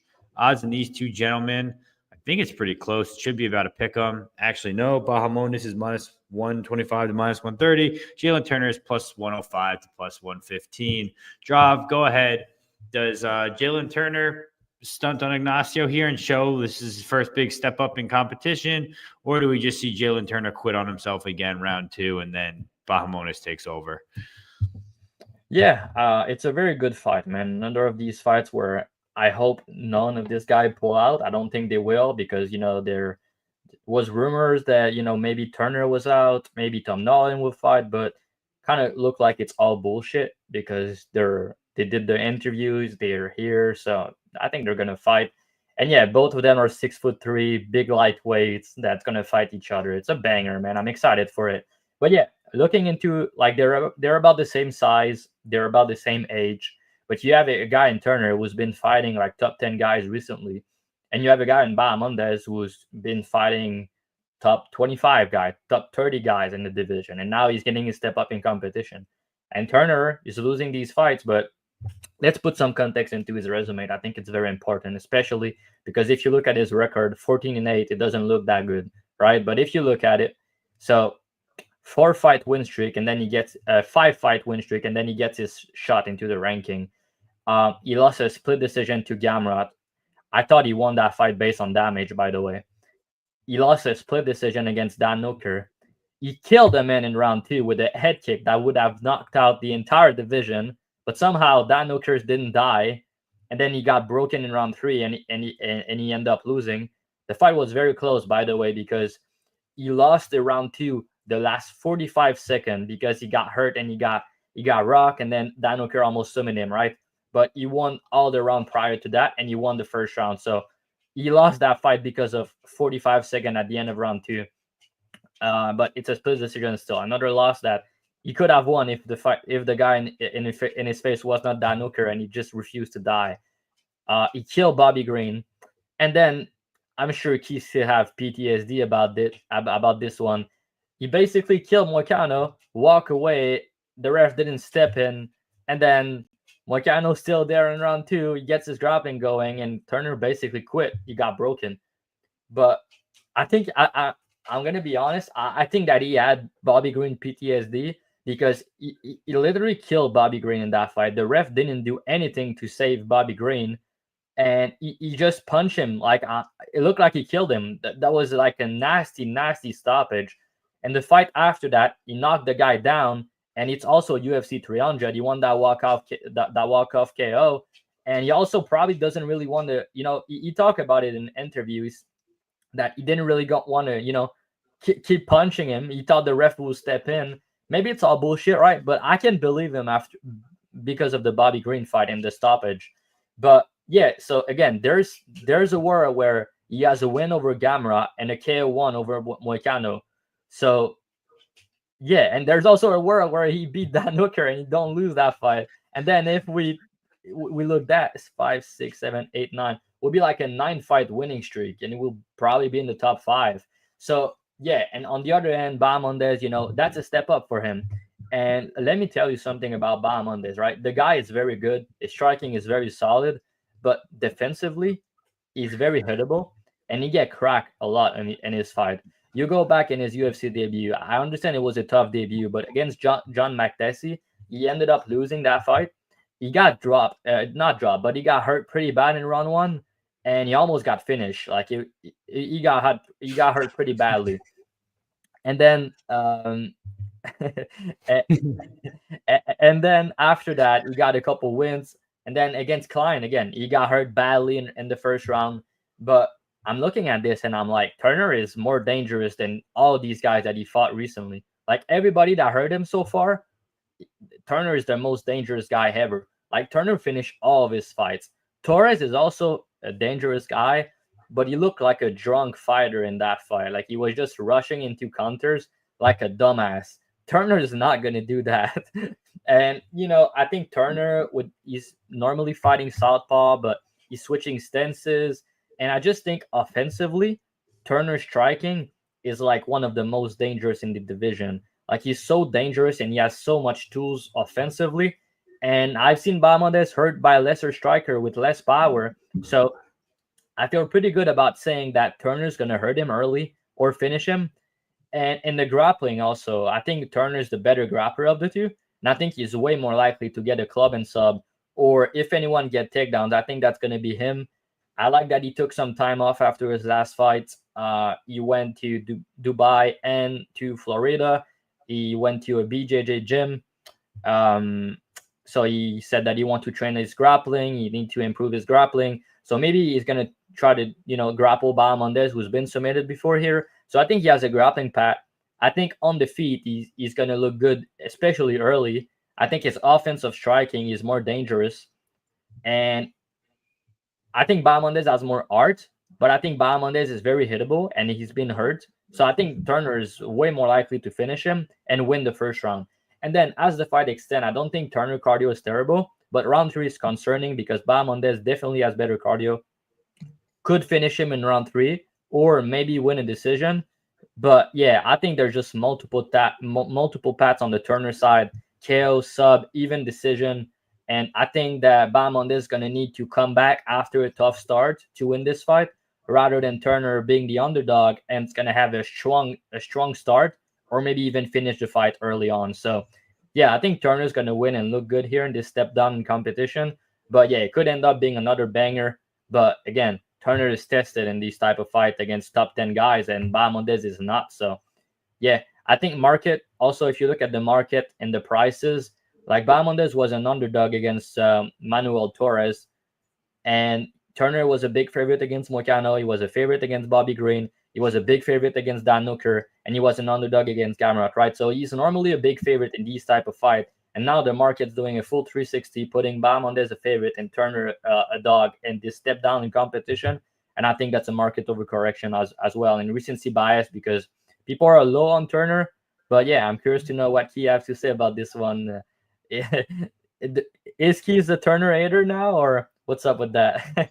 Key, you want to go first, or you want me to go first? Because we and you were both on Jalen Turner on that bet. Yeah, fuck Jalen Turner. I agree. I'm with you. Yeah, let's be honest here. I don't want to put money on a guy that is worried about his opponent's safety. I want certified killers. So Gene Silva type shit. Even if that is true, that he was scared, that he didn't want to punch his head in after a Bobby Green shit, you got to earn your paycheck, brother. Like you got to go to work. I'm not. Yeah, for real. That's like saying I work at Fucking McDonald's, but I don't want to bag up the fries. Like, come on, yeah. You're and there. You also wanted the cool KO, like the walk-off KO for UFC 300. That just bite him in the ass so bad, man. Yeah, so fuck off for that, Jalen. But respectfully, I think here, if there's any path that's going to make him look like a potential wide favorite, I think he is the grappling guy. I think that if he gets on the back, it is scary for Bahamondes. I hope that he does at least give a look to the grappling to just see if he can initiate and have some success. Because on the feet, I think that he's pretty much early KO or bust here. Because Bahamondes, I mean, just insanely wide tool bag, both legs being used. Great jab. He's super long, can match the size of Jalen. And I love Valley Flow. I've talked about it ad nauseum on this podcast every time a Yeah. Valley Flow guy comes on. And so I love the Valley Flow striking, what they have going on over there. He's getting good looks from Bilal. Bilal obviously hypes him up and calls him the best striker in the UFC. And although I don't think that that's true, I do think that Bahamondes is very high level. I think that he has some issues in the defensively in the boxing, but it was nice. And I bet him against Manuel Torres while everybody was acting like Manuel Torres was like God's greatest gift. I bet Bahamondes there gladly. And it was nice to see him slip out and counter with the right and be able to knock Torres out. So you're seeing strides being made in the boxing area. I think that Turner is a lot of his upside is early here. I mean, he's a guy that we've seen just flat out quit, and that is a quit job versus Moicano certified. I think that that's just a flat out quit job. And so although he's had other moments where he has looked to try to dig deep, he's ended up losing a lot of these fights where he's had to go into a dark place. And I think versus Bahamondes, I think that if you let him stick around for long enough, I think that that's somewhat inevitable with the volume that he throws, with the kicks that he throws. I think that Bahamondes has a lot of upside late in this fight. I can see him eking out a 29-28 decision. But again, Bahamondes isn't the cleanest guy on earth. He's going to get touched a little bit. I think that this is somewhat of a volatile fight. So I don't have a bet on this fight. I do lean Bahamondes, but I'm not looking to pay -120 on a guy that can match his size and power for power, has more power and pop in his hands. So I agree with some of Drav's breakdown. While at the same time, I think that Bahamondes definitely has a lot of upside late in this fight. So in my opinion, gun to the back of my head, I'll pick Bahamondes. But I can't blame any dog shots on Turner. I think there's a solid look depending on price. So but yeah, fuck Jalen Turner for life though. Yeah, dead ass. Jalen Turner could suck my ass, bro. I bet on him that last fight with you. He didn't finish Moicano. Guy couldn't even fucking finish his food at this rate. I'm not dealing with that shit anymore. I played Bahamondes early +155 for a unit. Beat the line there. Got no problem with it. Ignacio's more of a dog. He ain't gonna quit. I think he breaks him late in the fight with pace once he doesn't get his early knockout. We've seen Jalen Turner gas before. I think Bahamondes, he's practicing with Bilal. He's only getting better. That Valley Flow gym, they're a great gym. They're only getting better. I think I'm here for it. But yeah, Bahamondes round 3 finish. That's what I'm going to take for me. Show Jalen Turner the door, and he will take it. JB, what are you thinking? I have a question before GB go. What do you guys think is the biggest upside in the fight compared to, if we look into the rounds, Turner round 1 or Bahamondes round 3? Who do you guys think has the upside to look like a big favorite in these 2 rounds? I think Bahamondes has more upside to look like a wide favorite round 3, to be honest. Yeah, I agree. Really? It's not like Bahamondes is like just out here like just dying in round 1 versus everybody. I mean, he's getting clipped, but in the UFC, it's not like he's died against anybody in round 1. So, and we've seen him cook guys in round 3. He's getting better also. I guess that's where I disagree, because it's not like he's getting cooked, like you said, but he never fought a guy that strike and is dangerous like Turner early. Like dangerous. I think Torres, to be fair, is pretty Torres pretty dangerous, bro. Torres and Turner like round 1. I don't think they're the same skills. I mean, Torres, you run face first into the counter back to back. I'm not saying skills, but I'm talking about in terms of dangerous in round 1. I mean, Torres, that's what he lives off of. Yeah, but I think Turner has like submission and KO1 upside early on. Like I think that he could look dominant early, and could Bahamondes do it late? I think so, yes. But at the same time, paying a favorite price tag where you have to survive a tough start. I think it's just tough. But yeah, GB, you can go. I think it's JB. like 50-50 more than like one side or the other, because I think Jalen Turner could easily finish him, honestly, in round 1. But Bahamondes, in my opinion, is pretty tough. I think he's got that Chilean blood in him, you know. I honestly think that it's more likely that I would bet against Jalen Turner again. I literally took the Renato Moicano knockout on the last fight because I just think this guy's a quitter. I had seen it time and time again, and I just was like, bro, if this guy gets into the later fight, it's not just a submission. Like, it could be a ground and pound. I bet the money line personally, but I called on the podcast for the KO. Nobody was thinking about it. I'm like, this guy, if you look at his record, had been KO'd multiple times. The way, Hooker took his back as well in that fight and almost submitted him in the second round. I kind of like the Bahamondes late props. You're getting plus 800 and plus 1,000 on Bet Online for, the round 2-3 or just 2-3. And I even think that, once this guy Turner gasses, I think it could be either method, honestly. I remember, it's kind of aging well, too, since we just saw Rong Zhu have a great performance. I know Bahamondes has some sketchy losses, but he's nice with that front choke. He trains with good grapplers like Bilal Muhammad, Luis Taylor, a guy who's coached him who has a nasty guillotine in his own right. I think he could wind up even submitting Turner. If a guy like Hooker was that close to doing it and he got saved by the bell, why can't it be a late sub for Bahamondes in the spot? So, you're giving me like a plus 5,000 number, plus 5,500 I could probably find on a domestic. I'll take that all day and just give me 2-3 as well. I think it's likely a knockout. That's how Jalen Turner usually gets finished. But if Renato Moicano wanted to, he could have subbed him. This guy just completely quits. And I think what's the easiest way out? If he doesn't finish him early, I think it's either method live. My personal opinion. Yeah, I agree. I think it takes its way out. Round 3 a decision plus 205 for Bahamondes. I like that too. I guess I don't know what book that's on, Brace. Let us know. Guys, hear me out. 10-8 round 1 Turner, 10-8 round 3 Bahamondes draw.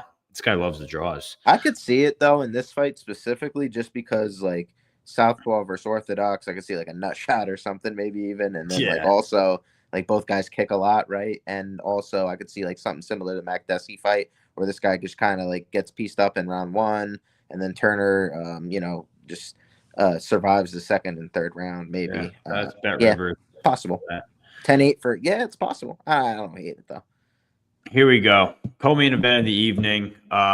This is a rematch. Justin Gaethje versus Rafael Fiziev.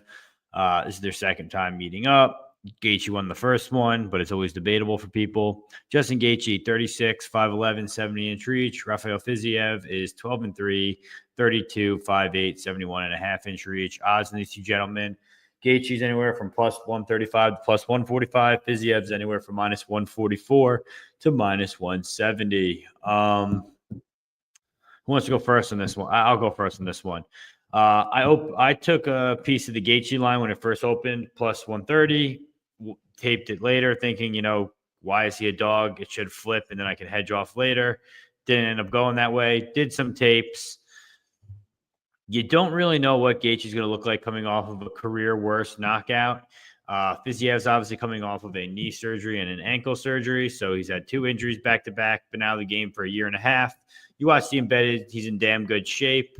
I mean, I think Father Time is undefeated. Gaethje's 36 now. He's starting to wear his damage worse and worse. I think this fight's a straight pick 'em at this rate. Could play out the same way as the other fight did.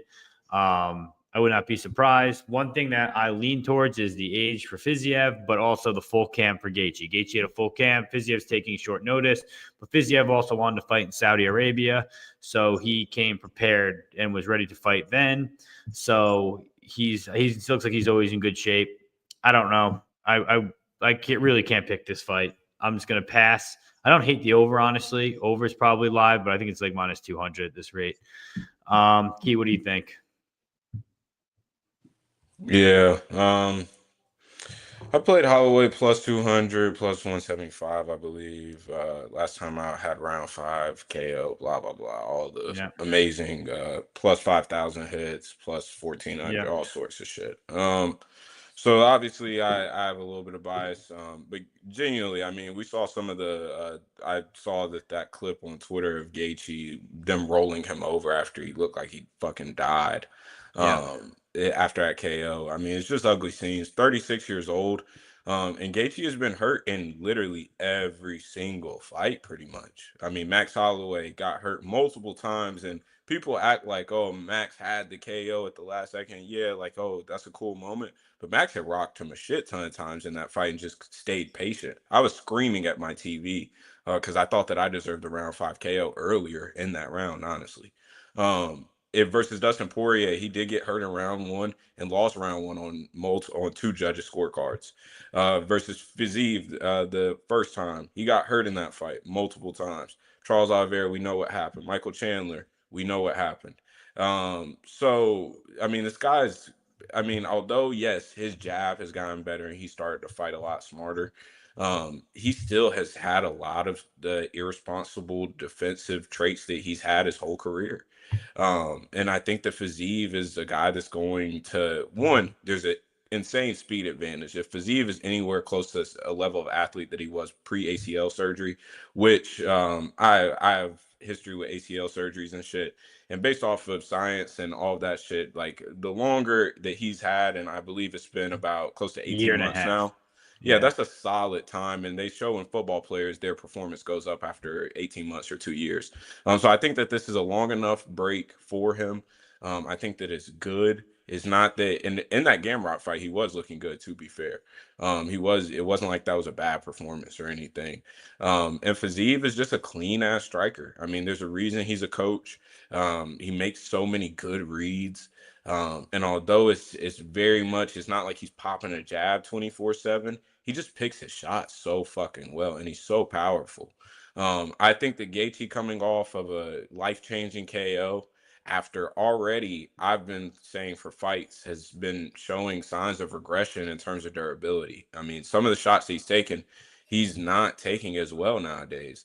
And he got just completely outclassed versus Holloway. Like, call it like it is. Like, I know that he had the knockdown in round 4, I believe, that they didn't count officially. But outside of that, he was getting his ass whooped for 25 minutes. I mean, the KO was just the cherry on top, but he was getting his ass whooped. I don't think that Gaethje is that guy anymore, and as sad as it is to say, all legends in the sport go out on their back, and I wouldn't be surprised to see Fiziev put him out here. Honestly, I can't imagine that his chin is going to be the same or look like vintage Gaethje, and that he's just going to be able to end up in a big war. Fiziev wants to make this a cleaner fight. He was preparing for a fight that didn't go through at UFC Saudi in February. He's been ready since September, in his words. So it's good to know that he's been training. We know in Thailand, there's definitely some good pharmacies around there. So I mean, shoot him up with the drugs. I think that he looks good here.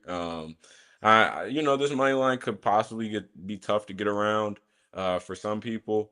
But I think if you got early numbers on Fiziev, you did your job. I wouldn't take a dog shot on Gaethje here. I think that he has a lot to prove after literally one of the worst knockouts we've seen in this sport. JB, what are you thinking?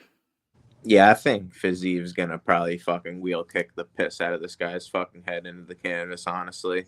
I think that he took a brutal beating in the last fight. I thought he looked slow as shit. I know Holloway can make guys look silly, but I think Fiziev is a dangerous striker. He's going to be landing teeps to the body. He's going to be chopping the legs. I don't think a guy like Gaethje, yeah, he could land low kicks, but it's not going to be a guy who's not conditioned to take them. Like, Fiziev been kicking pipes his whole life, my guy. Like, Muay Thai style, the thing they grind on their shins. So this guy's built for that.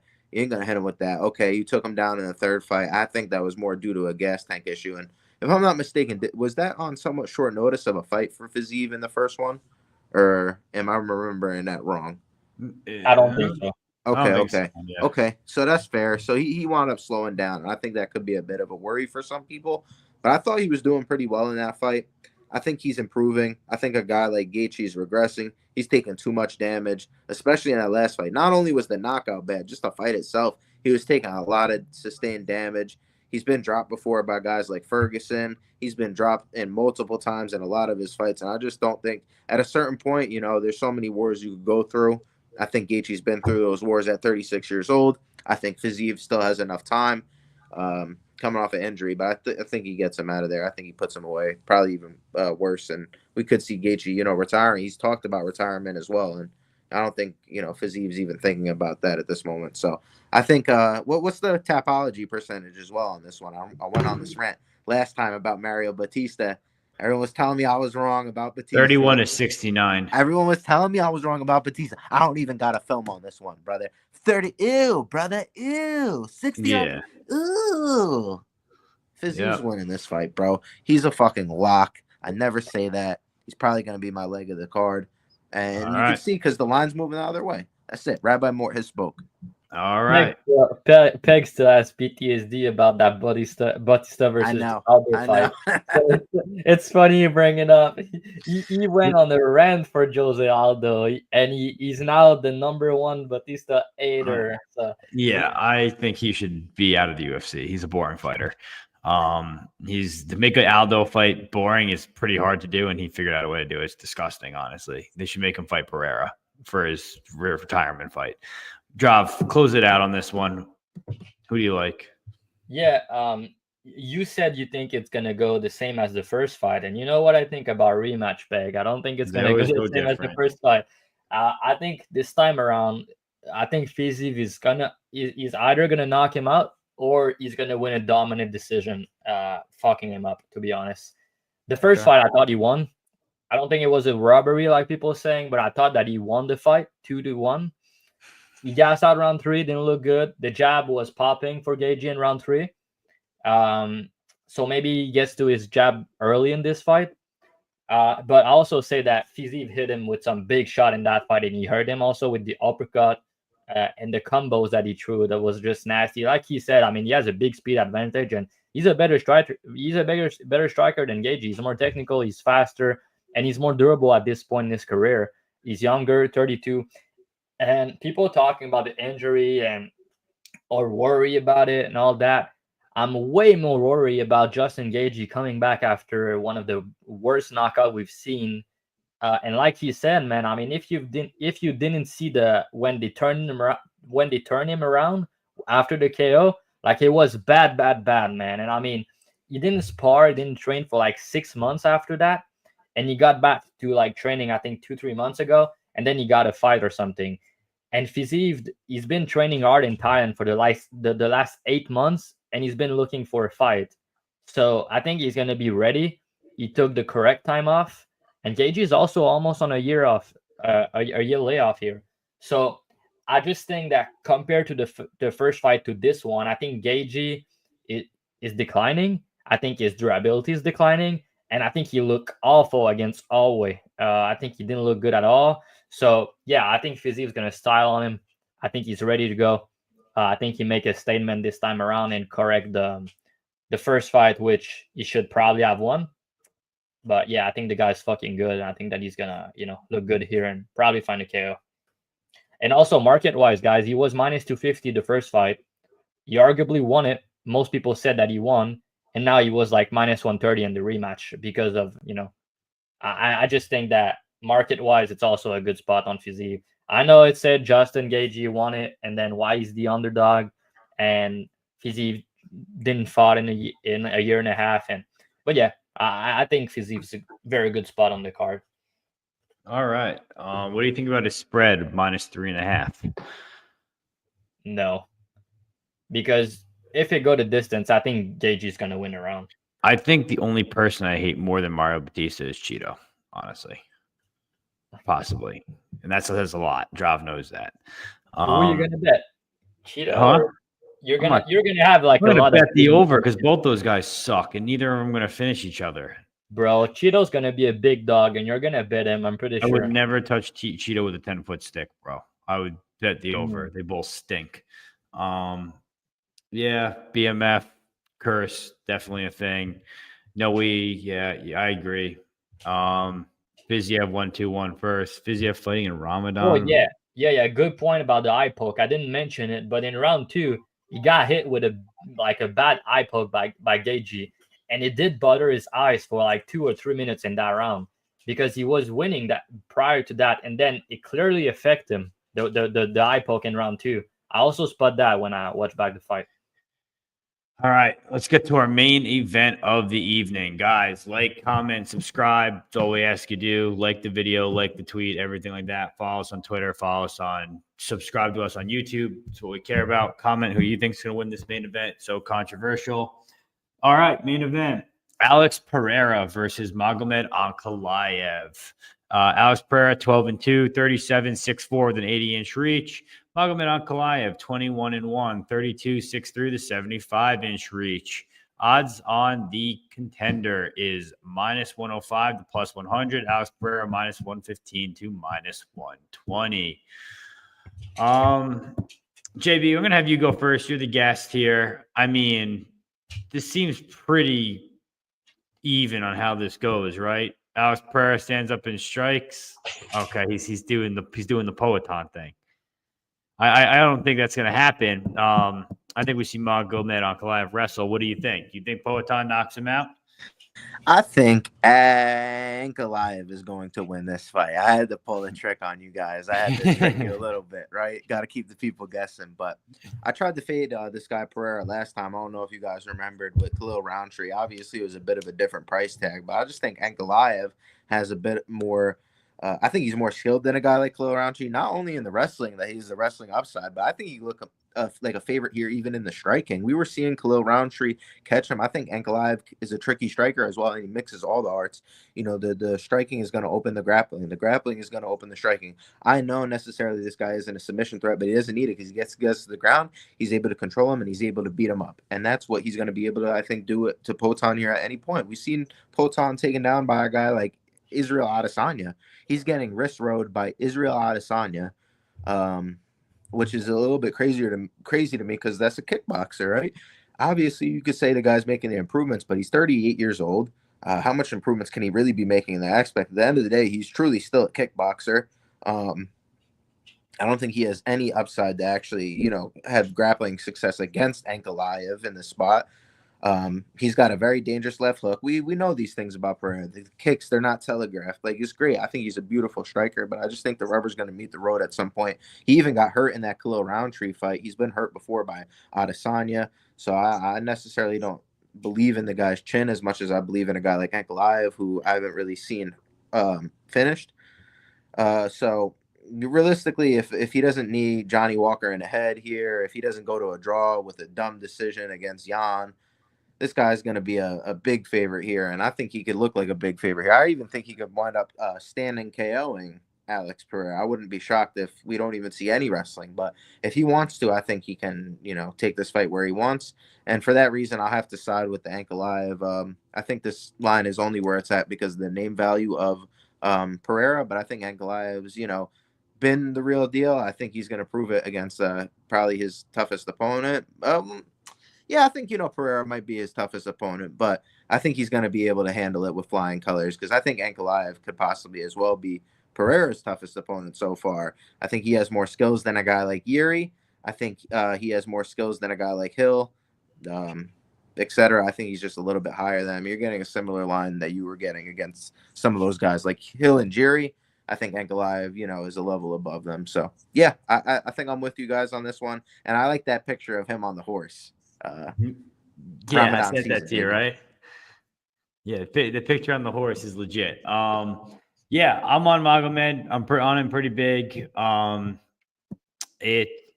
think pause maybe. I don't know. Definitely pause. Yeah, 3 units on +105. 2, I got $100 bet for him to win inside the distance with one of my buddies. I got another $100 bet straight because all my buddies are huge Poetan fans. We're from Danbury, so he's a hometown guy. I like Poetan as a fan, but he ain't doing anything for my bag. The only thing who is Magomed. The grappling and wrestling upside here is massive. If he actually gets it going, it'll be huge. I mean, we've watched guys like Jan, Yuri, Izzy take down Pereira, get him down, able to pass his guard. Magomed, if he gets to that half guard that Yuri had at one point, I think it was in the first round of the first fight, he will smash Alex and knock him out with ground and pound. Like Rabbi Mort said, Alex struggles against southpaws on the feet. He did again Glory. He does it again in normal fights. in UFC fights. He's going to have an issue here. I think Magomed's actually the faster striker, better punches straight down the middle. We've seen Alex get hit and rocked multiple times. So I think Magomed's allowed to knock him out in the feet, knock him out on the ground.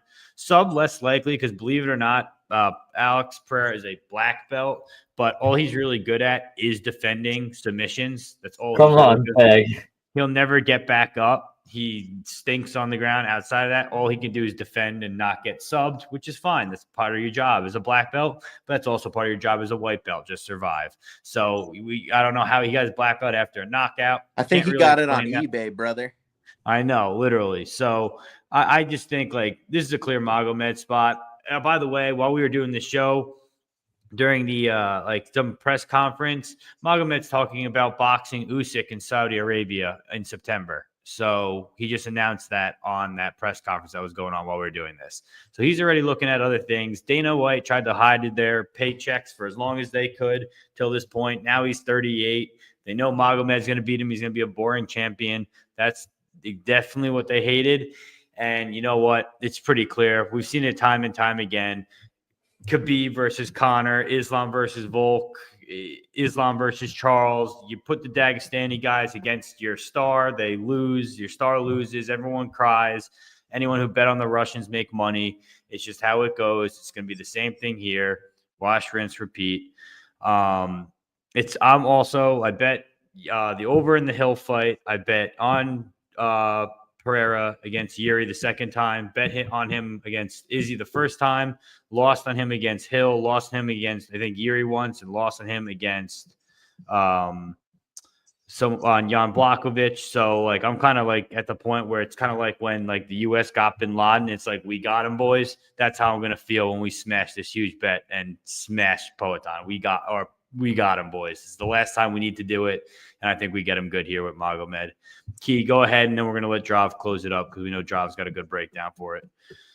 Yeah, I agree with a lot of what y'all have already said. I think Magomed being a southpaw, we obviously saw last fight, Roundtree being a southpaw gave Poatan, him not having easy access with that outside calf kick led to some problems and him having to cook later on in the fight. I think that Ankh has good straight shots. That left hand is a sniper. I wouldn't be surprised to see him crack Poatan here. Poatan constantly gets in trouble with his hands down, looking to roll with punches, and has always been irresponsible defensively. And I think that everybody tends to act like he's just untouchable at times, but his physical traits clean up all of the defensive mistakes that he makes. And so he's gotten away with it time and time again. But at this time, I don't see him being able to continue to just take shots, especially in this weight class. And he's 37, getting closer to 38 now. There's only so much. His chin has always been, and I talked about it even before the Jamal Hill fight. But I think that his chin has always been somewhat sus. I mean, we've seen him cracked, and not only at just 185, but at 205. I mean, we've seen him cracked. Roundtree cracked him. And on the mat, I don't think that this is much of a fight. The only reason why this isn't like some nuke, in my opinion, is just because Ankalaev is potentially one of the dumbest guys on the roster, just due to the fact that I don't think that he's used his full skill set consistently ever. So it's me betting on a guy who has a major advantage in an area that sadly he has refused to exploit at times in his career. So that's the issue for me. But on the mat, I mean, Peg said it. I mean, this guy's getting fucking controlled by Adesanya. Yuri is on top of him for extended periods of time. I mean, we gotta get real here. Black belt, fucking whatever belt you want to say he has, I don't care. He's a white belt on the mat, bro. He's completely just, and I'm not sure if it's just bad decision making or if he just genuinely doesn't know how to get up, but he's electing to start setups for subs and shit rather than just getting back to his feet, and that's just not sustainable here. And so he wants to show off his BJJ instead of using his BJJ to mix the martial arts and get back to his striking. So I think that's a major red flag here. I think that Ankalaev can make him look like a child on bottom. I think Ankh, if he is able, and I get it, Peloton is a super athlete. I'm sure that he'll defend a couple takedowns.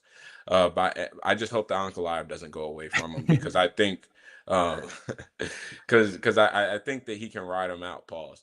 But I think that he can. How I word this without getting paused. Bro, it's BJJ. It's gay, bro. Yeah, it's like, gay. it is Yeah, what it is. it's inherently gay. No cop said it was So gay. yeah, so I think that he can.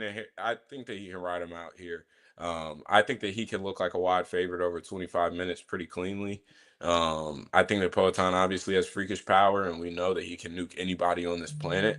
But we got to stop acting like he's this clean striker that's untouchable and is just gonna clean you up. I think that his win conditions here is getting the calf kick early or a flash KO. I think that those are his clear paths to victory here, because otherwise Ankalaev is able to fill the space. I love his teep kicks. He's able to fill the space. He's going to be able to clinch. I think at the end of I believe it was either the Rockets fight or the Uzdemir fight, but he showed some good work in the clinch, wrist control, knees, elbows. I mean, all the stuff that you want to see. I think that he's capable of making this a dirty fight for 25. I think that he's capable of looking like a wide favorite over 25. I think he's capable of knocking him out. So for all those reasons, I had Ankalaev as my free bet of the week, and I think that he's going to look like a rightful favorite here. Draw, close it out. My bad. I'm gonna. Could I say some shit real quick before draw? You say whatever you want. What do you got for us? I was gonna say, could we look at the Tapology numbers on this one as well? Because everywhere I'm going this week, everyone's telling me Peloton's gonna win. Sheesh! We're gonna rob them blind. It's gonna be fucking. It's gonna be fucking miraculous. Can I say one more thing too, bro? If we're thinking this guy, like, I don't think anyone's mentioned it except in the comments, Dix Insider. If this guy's that bad of a white ball, I could even see a sub. The problem with that is this guy Ankalaev will never go for a submission in the world, but I think that may be why it could be value. We've seen Potan, his early career, he got submitted. It could be just like one of those things where he's like that outmatched on the mat, gets rear naked choked. If you know how to just grab around a person's neck, you could choke him. Like, it's not like Ankalaev been training all this time and he has no idea how to do a rear naked choke. Like, come on. No, he can go for the Kimura Americano, all the Sambo matches. Whatever. That's what I'm saying. Dude, I think 2-3-4 combo is plus 2,000. Cider, what book is that on? You're getting all three of those rounds at plus 2,000. I think that's with the sub, bro. Sorry. But I think like any round it could come in if he's that bad on the mat, right? But that's all I was gonna say. No, I agree with you 100%. All right, Drav, what's your breakdown? Yeah, on top, he has very good ground and pound in Ankalaev. We don't see that part of his game often, but he's a good wrestler and he has a good top game. People don't really get up. You know, people said that he's not really wrestling, but if you put some context into his resume, the fact that he's not wrestling at all, he's either finishing these guys early or he's just outclassing them on the feet. I know the Rakic fight he didn't wrestle, but the Krylov fight, he outgrappled Krylov, who's a very good grappler himself. And Blachowicz, you know, we've seen Blachowicz dominate Pereira on the ground, and not to do MMA mat there, but Ankalaev with one leg basically out wrestle and out grapple Blachowicz. So yeah, I think Ankalaev's going to be fine here. Also, people talk about the Ramadan because that's a big thing, but he said that he's going to drink water for his weight cut, so it seems good. And we've seen people like Bella versus Luke too that was in Ramadan and he won. I think Bella versus Burns was also a part of Ramadan, but not all of it. But yeah, anyway, I don't think that's going to affect him that much, but we can't really cap that, to be honest. So yeah, I just think he's catching Pereira at the right time. I don't think Pereira looked great in his last fight. He looked great at the end, but he got touched up a bit. And he's facing striker basically, and now he's facing another very good striker in Ankalaev, but a guy who was very well-rounded and that can wrestle. And I think he will wrestle. I'm pretty confident he will. I don't know why he wouldn't wrestle here. So yeah, I think he has all the wrestling upside. I think he has big favorite upside if he wrestle early. And I think that even if he doesn't wrestle, which will be dumb, I think he can still win the fight on the feet, knocking Potan out, because we've seen Pereira getting cracked before. I think Ankalaev does have power, and his striking, people sleeping on it, but he's a southpaw and he's very technical. He doesn't make a lot of mistakes. Not to say he's going to win a 25-minute striking match, but the fact that he's going to have the wrestling threat is going to open up his striking, and I can see him knocking Pereira out. I could see him, getting a sub. I could see him winning a decision with his wrestling. And yeah, I just think that he has multiple paths to victory. And if anyone looked like a big favorite, that's going to be him. With the wrestling, that's like the biggest thing that differ these two. We can be worried about the leg kicks because we've seen Blachowicz had success against Ankalaev with them, but I don't think he's dumb in the sense that he's not going to try to defend leg kicks, and he did a better job checking the kicks against Rakic for what it's worth. So I think that Pereira is going to try the leg kicks, and we've seen Ankalaev caught with a left hook against Santos, so he needs to be careful. But I think he's more durable than Pereira, to be honest. He has big wrestling upside, like I said, and I just think that it's just the spot. Like, he's the spot on the card to bet to the public's on Pereira, Topology votes on Pereira, squares for the most part are on Pereira, but every sharps I talk to are on Ankalaev, and the line is closed. So it just tells me that all the public money want Pereira to win. They're all betting on him, but yeah, real know what's up, and I think that Ankalaev, unfortunately, is going to be the new champ because I love Pereira. I want him to win, but there's a reason the UFC didn't want the matchup to happen, and they try to push it all the way up. They didn't want that fight because they know that Ankalaev is like Pereira toughest matchup to date. So yeah, I think it's a good spot here, and I think it should be at least he should be 150 minus 150. But I think that he could be like a bigger favorite if he wrestle, and I think he will. So yeah, I post him as my free bet of the week on Twitter. I've got a lot of hate on it. Last time I got 8 like that is the last time I post Ricky Simone plus 250, and everybody were saving the tweet, talking shit on it, and then he just knocked the guy out. So let's run him back. Yes, sir. All right, that's the show, guys. BTL parlay time. What are we thinking for our BTL parlay? JB, start us off. You said you want Fiziev? Yeah, I'll take Rafael Fiziev money line. I want Ankalaev. 0205. I'm doing timestamps as we go so I can put them up right away. Smart man. See, got them all there. You can go so we said Magomed, Fiziev. What did you say, Drav? You can go. I'll decide last. Oh, I'm kind of thinking fucking Amanda Lemos. Pressure's on, brother. He's gonna pick a 37-year-old freaking 38 Brazilian woman that's built like a dude. Fuck. You're right. I love that. Let's see. Actually, Drav, you pick first, then I'll go. All right, y'all not gonna like it, but Turner money line. Oh, nasty work. Woo! That is nasty work. You don't think that fight doesn't go the distance? Could be a nice little like parlay piece. Yeah, but it's not bad. But we can't do it on Bet Online though. Oh, you're right. Yeah, it has to be like an under. Good point. Yeah. All right, you know what? I'm gonna do. Don't you like Santos, Peg? Which, yeah, I do like Jordan Santos. Let's do that. I'll do the Jordan Santos. Yeah, I like it. I think it's a good one.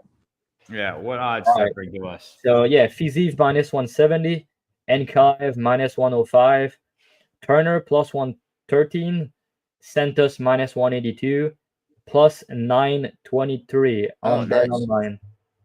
Santos minus 192. Turner is what? Plus 113. 113. And then what was Ankalaev? Are you giving us minus 105? Yeah, and Fiziev minus 170. The parlay is plus 923. Plus 923. All right, dude. I have a feeling this one's gonna hit. I mean, Bahamondes is gonna lose. So if he does lose, I think all the other legs gonna cash. But hey, yo, Peg, you're the one saying it normally, but I will say it. We have 60 live viewer and we have 230 on X, but we have only 25 likes on the video. So please, guys, it costs nothing. Give us a like. It helps with the algorithm. With the I don't even know how to say it. Yeah, but it helps us. And yeah, it costs nothing. It's only gonna take 2 seconds. Click the like. We just did a 2 hours podcast, giving you guys bets with GB. GB, I'm surprised you're not giving us these big sub prop and TKO prop these days. I thought you would say like Tsuruya KO plus 1400 and some shit like that. I think there's some of them that are live, but yeah, it was fun. I do too. Bro. I think I appreciate that, bro. And y'all been on the pod. I got to get Peg on. I think we're going to be doing Friday this week with Okay. one guy, but I think also I'll be on the Parlay Madness. If you want some crazy lines, I think the Ankalaev sub could be a good look. I think the Jalen Turner sub could be a good look. I like So that. that's like two sub calls that I really like on the card. All right, now I know. Now I remember you. You know. Yep. Gotta save it for the week, bro. I gotta save it. Yeah, he's got to save it for the show. I get you. Real quick, we'll do everything. Guys, got a Telegram. It's free. It's in my bio. I just send all my picks in there. Always will be free. Guys, follow the show, like the show, follow me on Twitter. I will be live doing Wager Wars again tomorrow against Liam Picks Fights. I think it's at 8 p.m. if you want to see us over at that Wager Wars channel. Drav, Key, what kind of bonuses you guys got going on in your Dubclub and OddsShopper? Yeah, on my end, go on Twitter, Dravhy_. My OddsShoppers is link in my bio. But yeah, I'm gonna have something special going down Friday. So put the notification on Twitter if you want. You can just DM me on Twitter if you're interested, because it's gonna be something special with OddsShopper going down Friday. So stay tuned for that on Twitter. And if you want my bets, you can either buy them on betmma.tips, or it's $10 per card, or I recommend paying for the full month, $25 a month. You'll get all the breakdowns for every fight, my betting leans, and all my bets, obviously. And we've been killing it lately. Just we won 8.4 unit last week, cashing and calling Sam Patterson as a big dog, either a meal, I'm cashing these guys when they're, William Gomez plus 240 against fucking Brito, and then me and Peg go back to war with Amil, and we get him. So, and yeah, Sam Patterson plus 270, man. One of my best bet this year so far. He killed him. Was not expecting that, but yeah. Key, what you got, bro? Yeah, Key3Picks, y'all know the deal. Link in Twitter bio. Hit me up in DMs for a special little code again. The Discord got live betting, underdog fantasy, prize picks, book bets, DFS cores. You know the deal. Probably going to be one of my bigger slates of the year, so definitely not one to miss out on. So lock in with me. All right, what do you got for us? Do you sell picks, or what do you do? I know you got your show. Yeah, like I was saying before, I think Parlay Madness probably sometime this week with James, and then I will be doing Matza Money with a special guest. Stay tuned for that. And like I said, I got to get you on there, Peg. You got to get your chance to get honorary Joe. And of course, I got to get Dravy, Key3, all three of these guys, some of the sharpest I know. So we got to get these shows, baby. All right, guys. Thanks for joining us. All right. We'll see you guys next week for tomorrow. Next week's card's so ass. But all right, we'll see you guys next week for that. Spin the dreidel. Give us a spin for us. All right. What do you got? Shin, Nun, Hay, or Gimel? Gimel, like Drav. What you got? Gimel. Give me Gimel. You want Gimel? All right, bet. It was Hay. Ooh. Hey. Ooh. Hey. All right. No good. But all right, boys. Thanks for joining us. We'll see you next week. Peace.